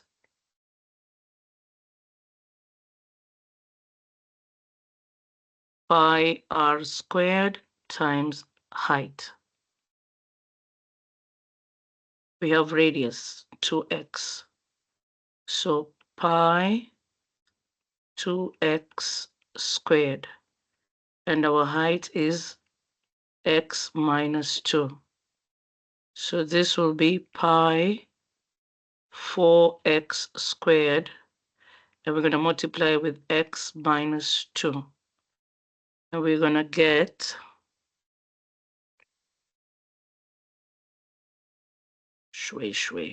4x cubed minus 8x squared. I'm going to do distributive property. Oh, you can leave it like this. No, you have to simplify. Murphy leaving it like that. And then you can do it like this, or you can put pi on all of them. I prefer having it like this because then I can only use pi one time instead of doing pi here and pi here again. Okay, so I did this part, I did distributive property. 4x squared times x squared becomes 4x cubed. 4x squared times negative 2 becomes negative 8x squared. And then I just brought the pi there. So find the volume in terms of x and pi. Here is our answer. What is our unit? Cubic millimeters. Millimeters cubic. Okay. All right. Now, find the volume of the cylinder if x is 10. So we already know volume. Volume equals to 4 bracket x cubed minus 8x squared. After you do all this, you multiply with pi. So in your calculator, you will put 4 times 10 to the third power, which gives you 4,000, minus 8 times 10 to the second power, which gives you 800. And then these values you must multiply by pi. Okay? 4,000 minus 800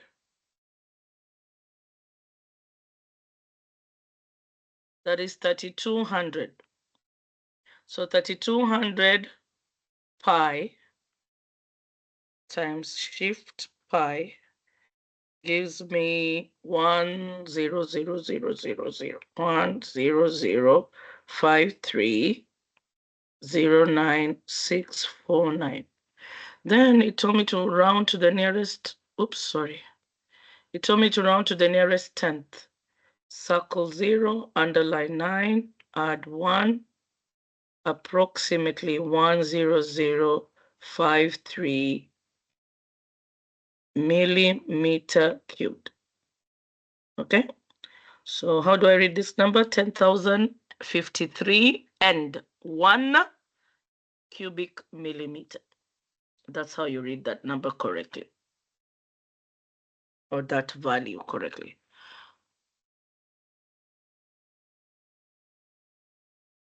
We have a diameter of 6, so find the radius. Radius equals to diameter divided by 2. 6 divided by 2 equals to 3. I disagree. I did not read the question. Let me read the question again. Find the volume of a cylinder with a diameter that is 6 centimeters shorter than the height x. So diameter equals to 6 shorter than x. So x minus 6. This is diameter. Now I need to find radius. Radius equals to diameter divided by 2.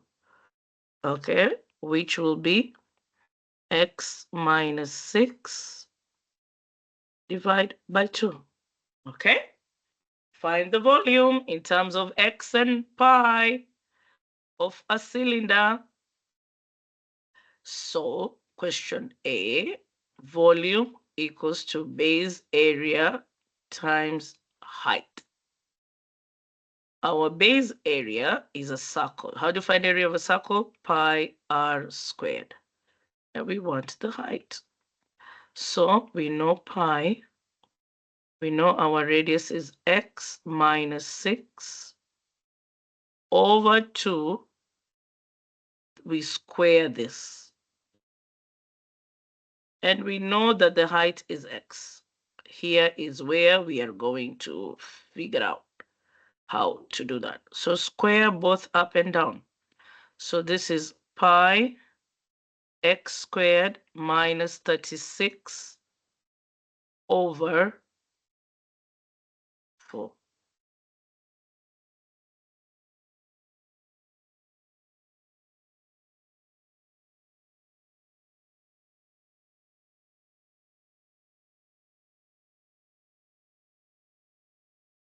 X minus 6,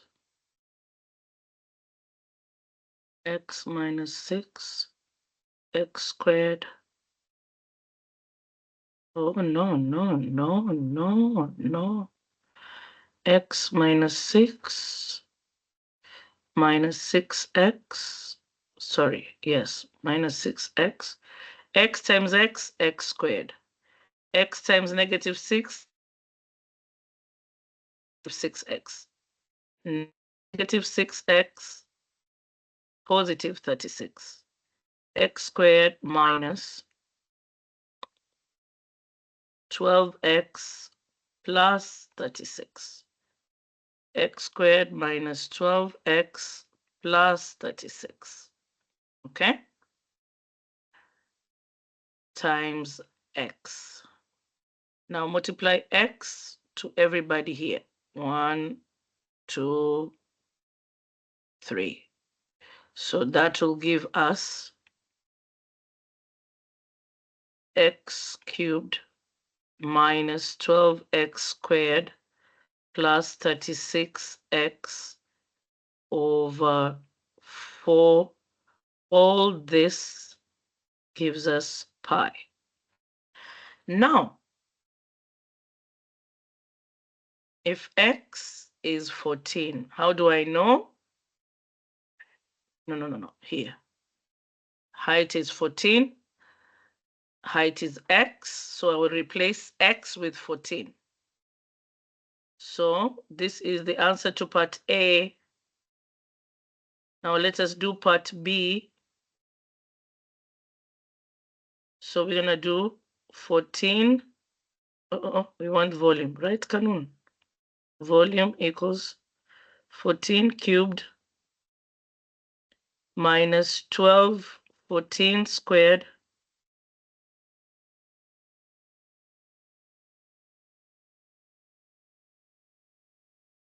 plus 36 times 14 all over 4. 14 cubed is what? 14 cubed, 2744. 2744 minus what is 12 times 14 squared? 2352. 2352 plus what is 36 times 14? 504. And you divide this by 4. Okay, plus 2744 minus 2352. That gives us 896. So I'm going to write it over here. So it's going to give us 896 divide 4. Divide 4, that gives us 896 divide 4. That gives us 224.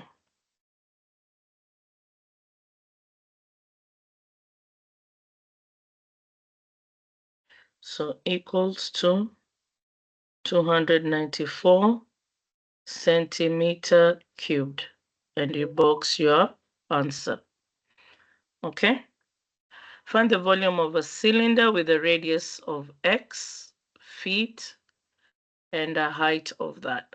Okay? So we need two parts. Volume equals to base area times height. Base area will be pi r squared times the height. So pi times x squared times 3x plus 4. So it'll be pi x squared 3x plus 4. Distribute this inside the parentheses, will be pi 3x cubed plus 4x squared. Write this correctly, 3x cubed plus 4x squared, and then pi. Okay? And you box your answer. This is part A. What is our unit? Cubic feet. Now find the volume if x is 3. So volume equals to 3 bracket 3 cubed plus 4 bracket 3 squared, and then multiply with pi. Then this will be 3 times 27 plus 4 times 9 multiply with pi. 3 times 27, 81 plus 36 multiply with pi. So this is 117 pi.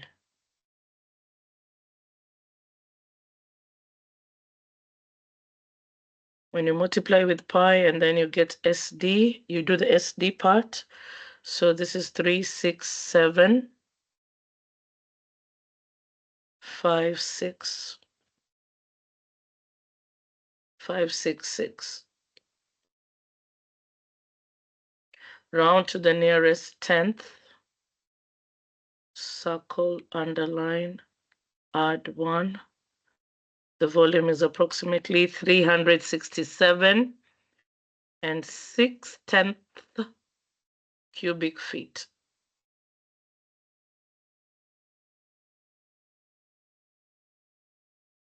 You box your answer. A triangular prism with a height of 6 inches. A triangular prism with a height of 6 inches.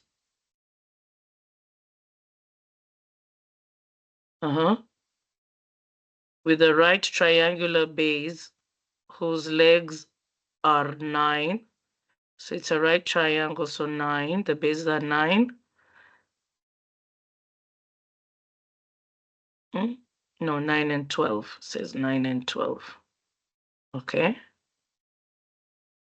And the height of the triangle is 6. So that's how your picture should be. Find the surface area of the triangular prism. So surface area equals to lateral area plus 2 base area. My bases are triangles, so that will be the easiest part for me to find. So 2 times half times base times height. This information comes from the triangle. So 2, because you have 2 bases, times half. The base of your triangle is 9. The height of your triangle is 12. Okay. This goes away. So 9 times 12 will be 9 times 12 will be 108. Okay. How do you find lateral area of a prism? You take the perimeter of base and you're going to multiply by the height of the prism. Now, I don't know this side. I need to find it. I will use Pythagoras theorem. So I'm finding C. C equals to the square root of 9 squared plus 12 squared, which will give me 81 plus, right? The formula, don't just go to your numbers. A squared plus B squared. Then this is 9 squared plus 12 squared. This is 81 plus 144. From 81 plus 144, that should give us 225. That should give us square root of 225. Square root of 225 is 15. Okay. So now here is 15. Okay. Now, to find the perimeter of the triangle, you will do side 1 plus side 2 plus side 3, and you're going to multiply by the height of the prism. Side 1 is 15 plus 12 plus 9, and the height of the prism is 6. 15 plus 12 plus 9, 15 plus 12 plus 9, that gives us 36. And then 36 times 6, that gives us 216. Then 216 plus 108,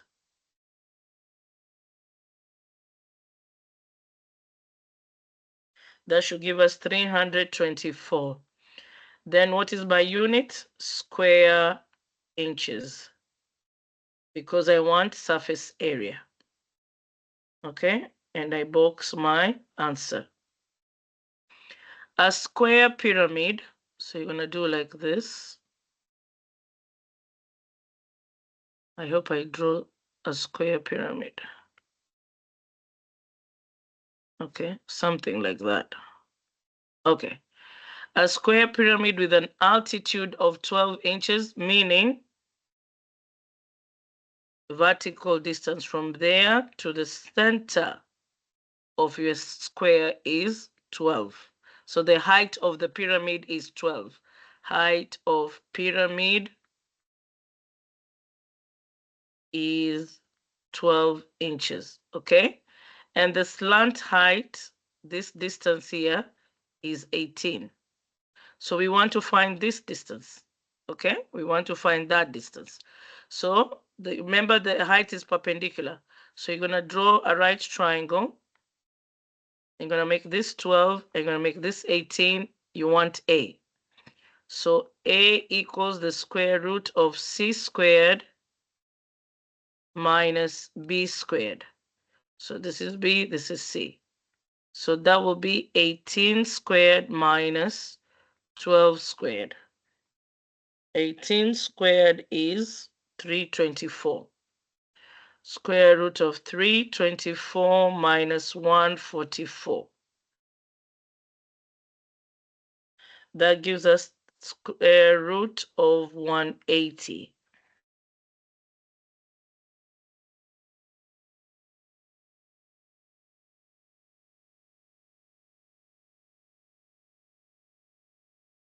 That gives us 6 square root of 5. Now, 6 square root of 5 is just this distance. So if I want the whole distance, I have to multiply by 2. So to find the side length of my square, side length of square, I will do 6 square root 5 squared. That will be 36 times 5. And what is 36 times 5?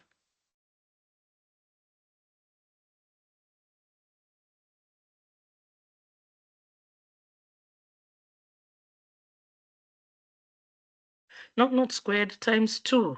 Not squared. Times 2. Please, please, please, please. Times 2. So that will be 12 square root 5. Okay? So at the bottom of my pyramid, this is 12 square root 5, and this is 12 square root 5. Okay? All right. And we know that it is a square, so we have to show that. 90 degree, 90 degree, 90 degree. All right. So what do we want to do? Do we want volume, or do we want this is in lesson what? Okay. Lesson 6. What question is this? 29.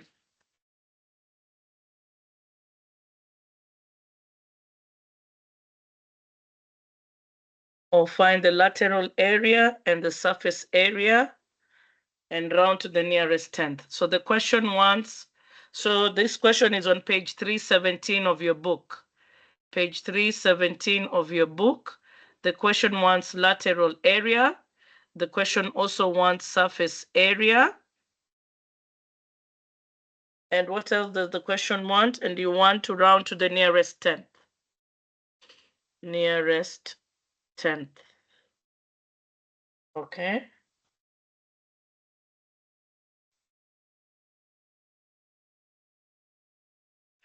So in this question, we should have two answers. So lateral area equals to 216 square inches. Box your answer. Okay? So you need two answers. Okay, so let's continue here. How do I find the lateral area of a pyramid? Okay, so Kanun says if you have a pyramid and you want to find the lateral area, you have to do, so lateral area of pyramid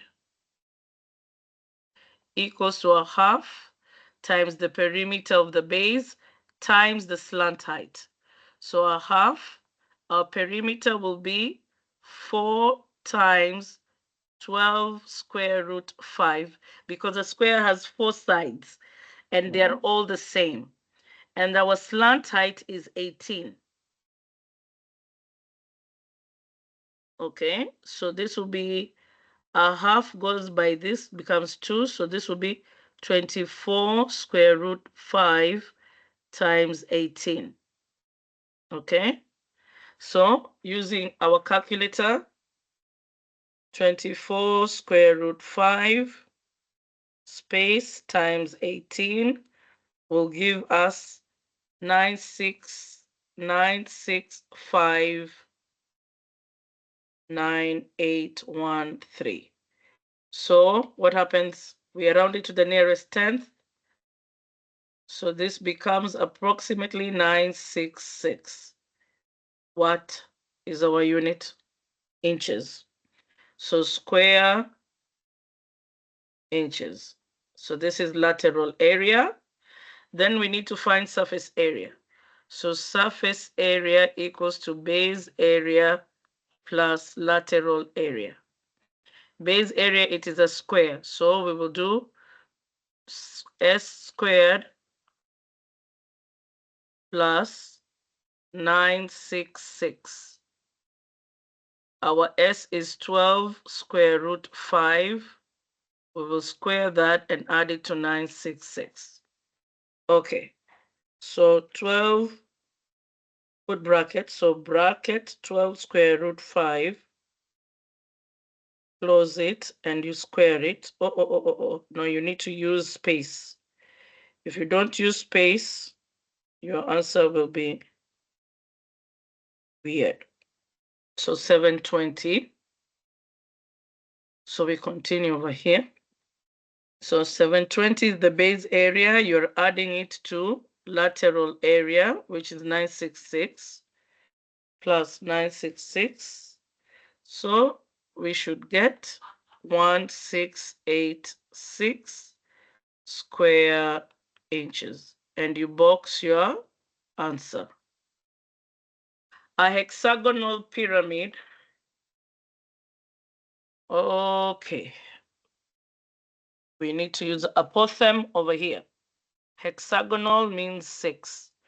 The question wants lateral area and surface area and round to the nearest tenth.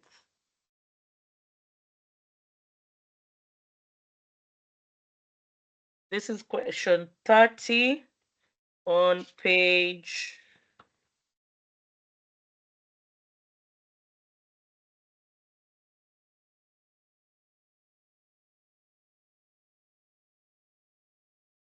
317. Page 317 of your book. Okay, lateral area. Perimeter of the base. Okay, so let's do lateral area. Lateral area will be, it's a pyramid. So 1/2 times the perimeter of base times height, slant height. Slant height. Okay, so 1/2, 6 because it has 6 sides, and each of the side is 6 millimeters, yes. And then the slight height is 9 millimeters. So this 1/2 goes with this 6 to give me 3. 3 times 6 is 18. So 18 times 9. Okay. 18 times 9 will give us 162. And that will be 162 square millimeters. Okay.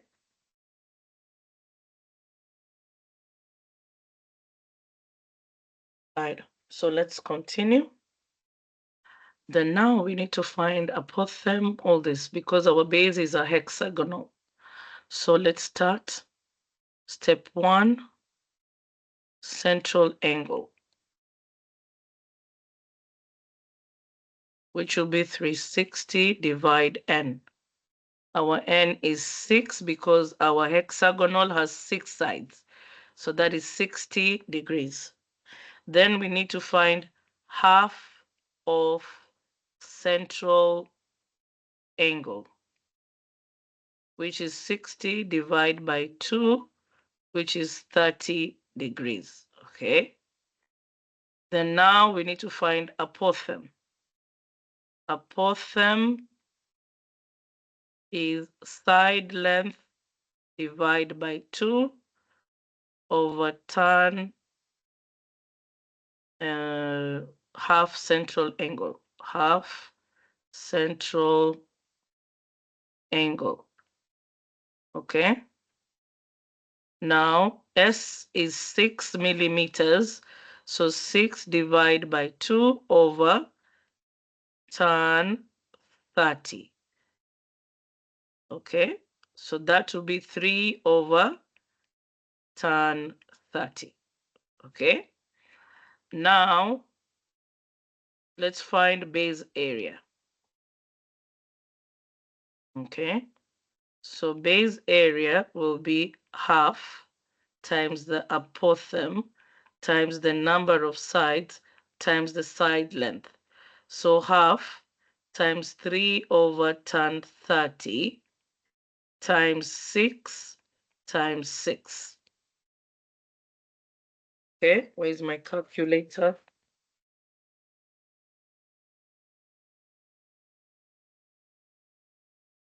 So that will be 0.5 times fraction 3 over tan 30 space times 6 times 6. That gives me 54 square root of 3. So that is base area. 54 square root of 3 is my base area. Now let's find surface area. So surface area equals to base area plus lateral area. Base area is 54 square root 3 plus lateral area is 162. So plus 162, and I got 255.53. Approximate 255, because we've been told to round to the nearest tenth. So we are not adding, and our units is millimeters squared. We box our answer. A cone with a diameter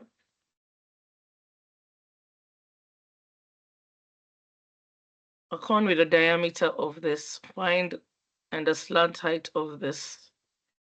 Do we still need? Yes, we need lateral area. We need lateral area, and then we need surface area, and you must round to the nearest tenth. All these are on that same page, page 317. Okay, so lateral area equals to pi r L, L being the slant height. Okay, now, do I have radius? No, find radius. Radius equals to diameter divided by 2. 3.4 divided by 2 will be 1.7. Okay, so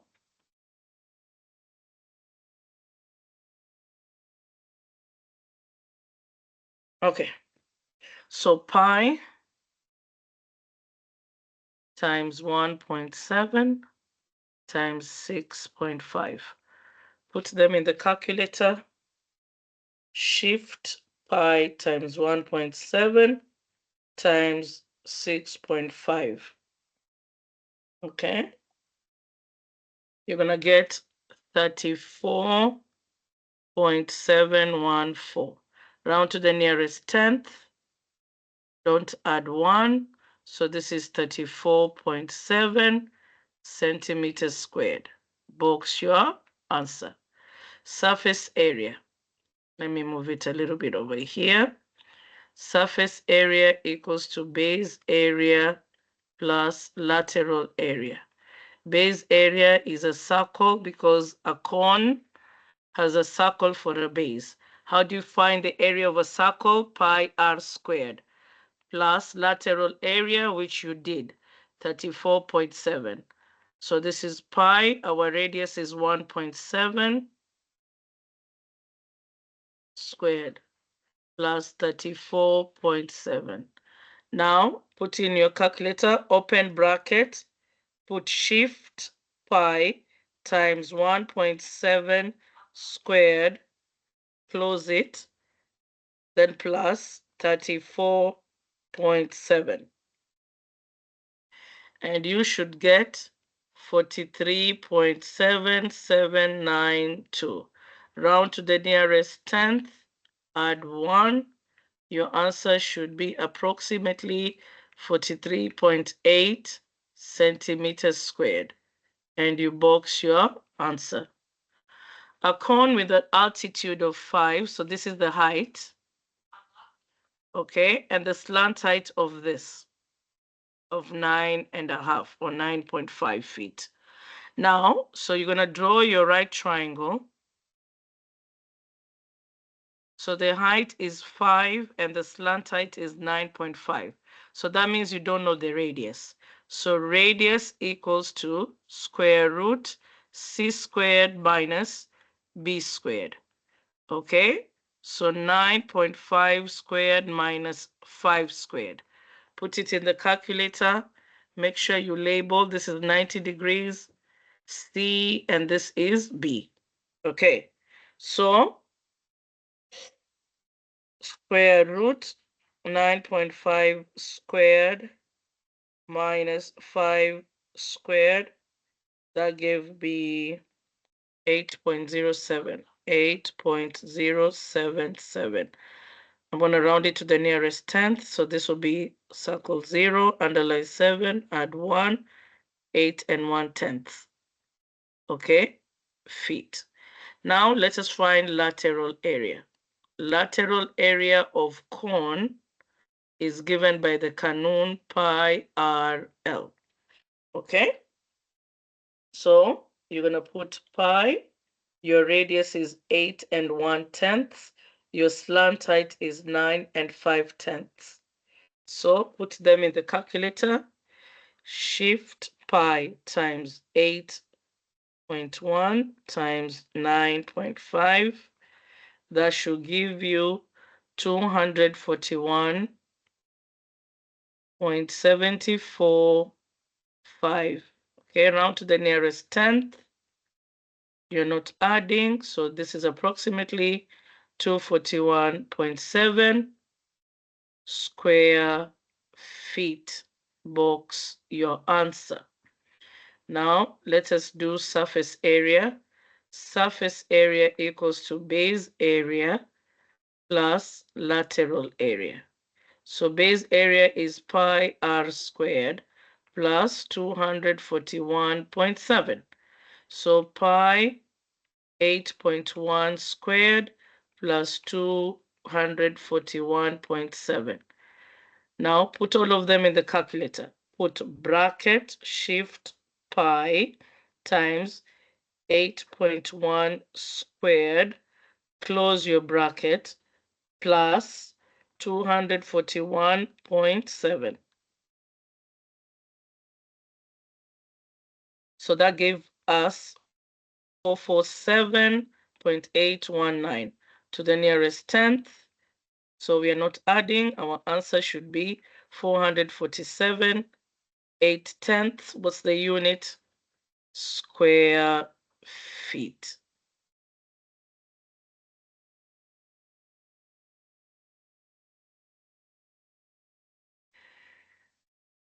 Okay. This is our last slide. The great circle. Let me find this question in the book. This is in module 5. Huh? No, this is not in module 5. This will be maybe there on 317. Okay, yes. So it's still there on page 317. Page 317. So it says the great circle of a sphere lies on a plane that passes through the center of the circle. The diameter of a sphere's great circle is the diameter of the sphere. Find the surface area of a sphere with a great circle that has a circumference of 2 pi centimeters. Okay? Okay, so find the radius. Kanun, circumference equals to 2 pi r. Okay? We know that the circumference is 2 pi.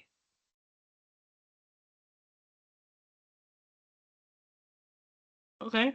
2 pi r. Divide by 2, divide by 2 pi. Sorry. This goes away. This goes away, but it becomes 1. So radius equals to 1 centimeter. Find the surface area of a sphere.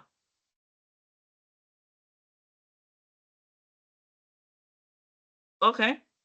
All right. So now Kanun for surface area of a sphere.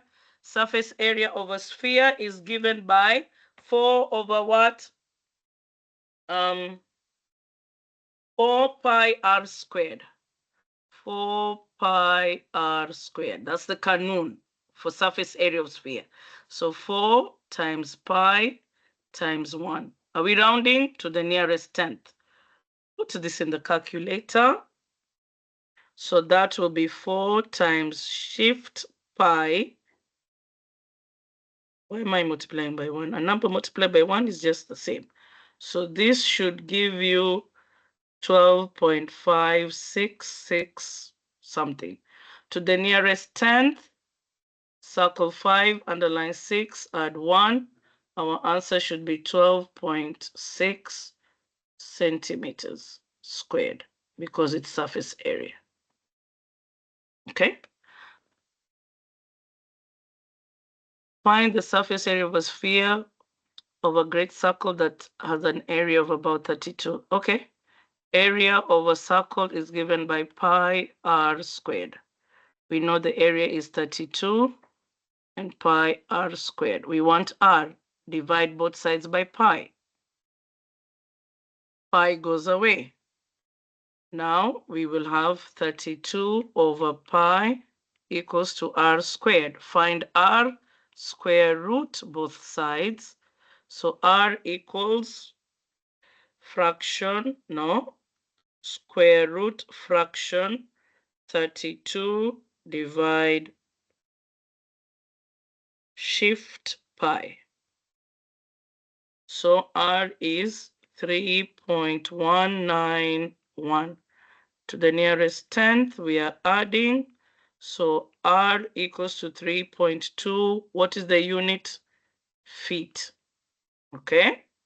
Now find the surface area of the sphere. Kanun for surface area of sphere is 4 pi r squared. Okay. So this is 4 times pi times 3.2 squared. Put it in the calculator. Exactly how you see it over there. 4 times shift pi times 3.2 squared. 128. 128.679. Circle 6, underline 7, add 1. 128.7 square feet. Do you box your answer? Okay. If there was a question that I did not solve, I will go through it and see. I'll make a correction. Okay. So that is it. So remember, lazim we know how to read. Lazim. And we have to read carefully. And you keep rechecking your work. When you notice, even me while I was solving, I was making some mistakes. But I know that I need to check my work to confirm that I am doing the correct thing. And believe in yourself. We've been together for a whole semester. You've been in school since KG. So there's a lot of things you know. Don't go to the exam room scared, okay? Read carefully, solve correctly, check your work. Believe in yourself. Okay? All the best.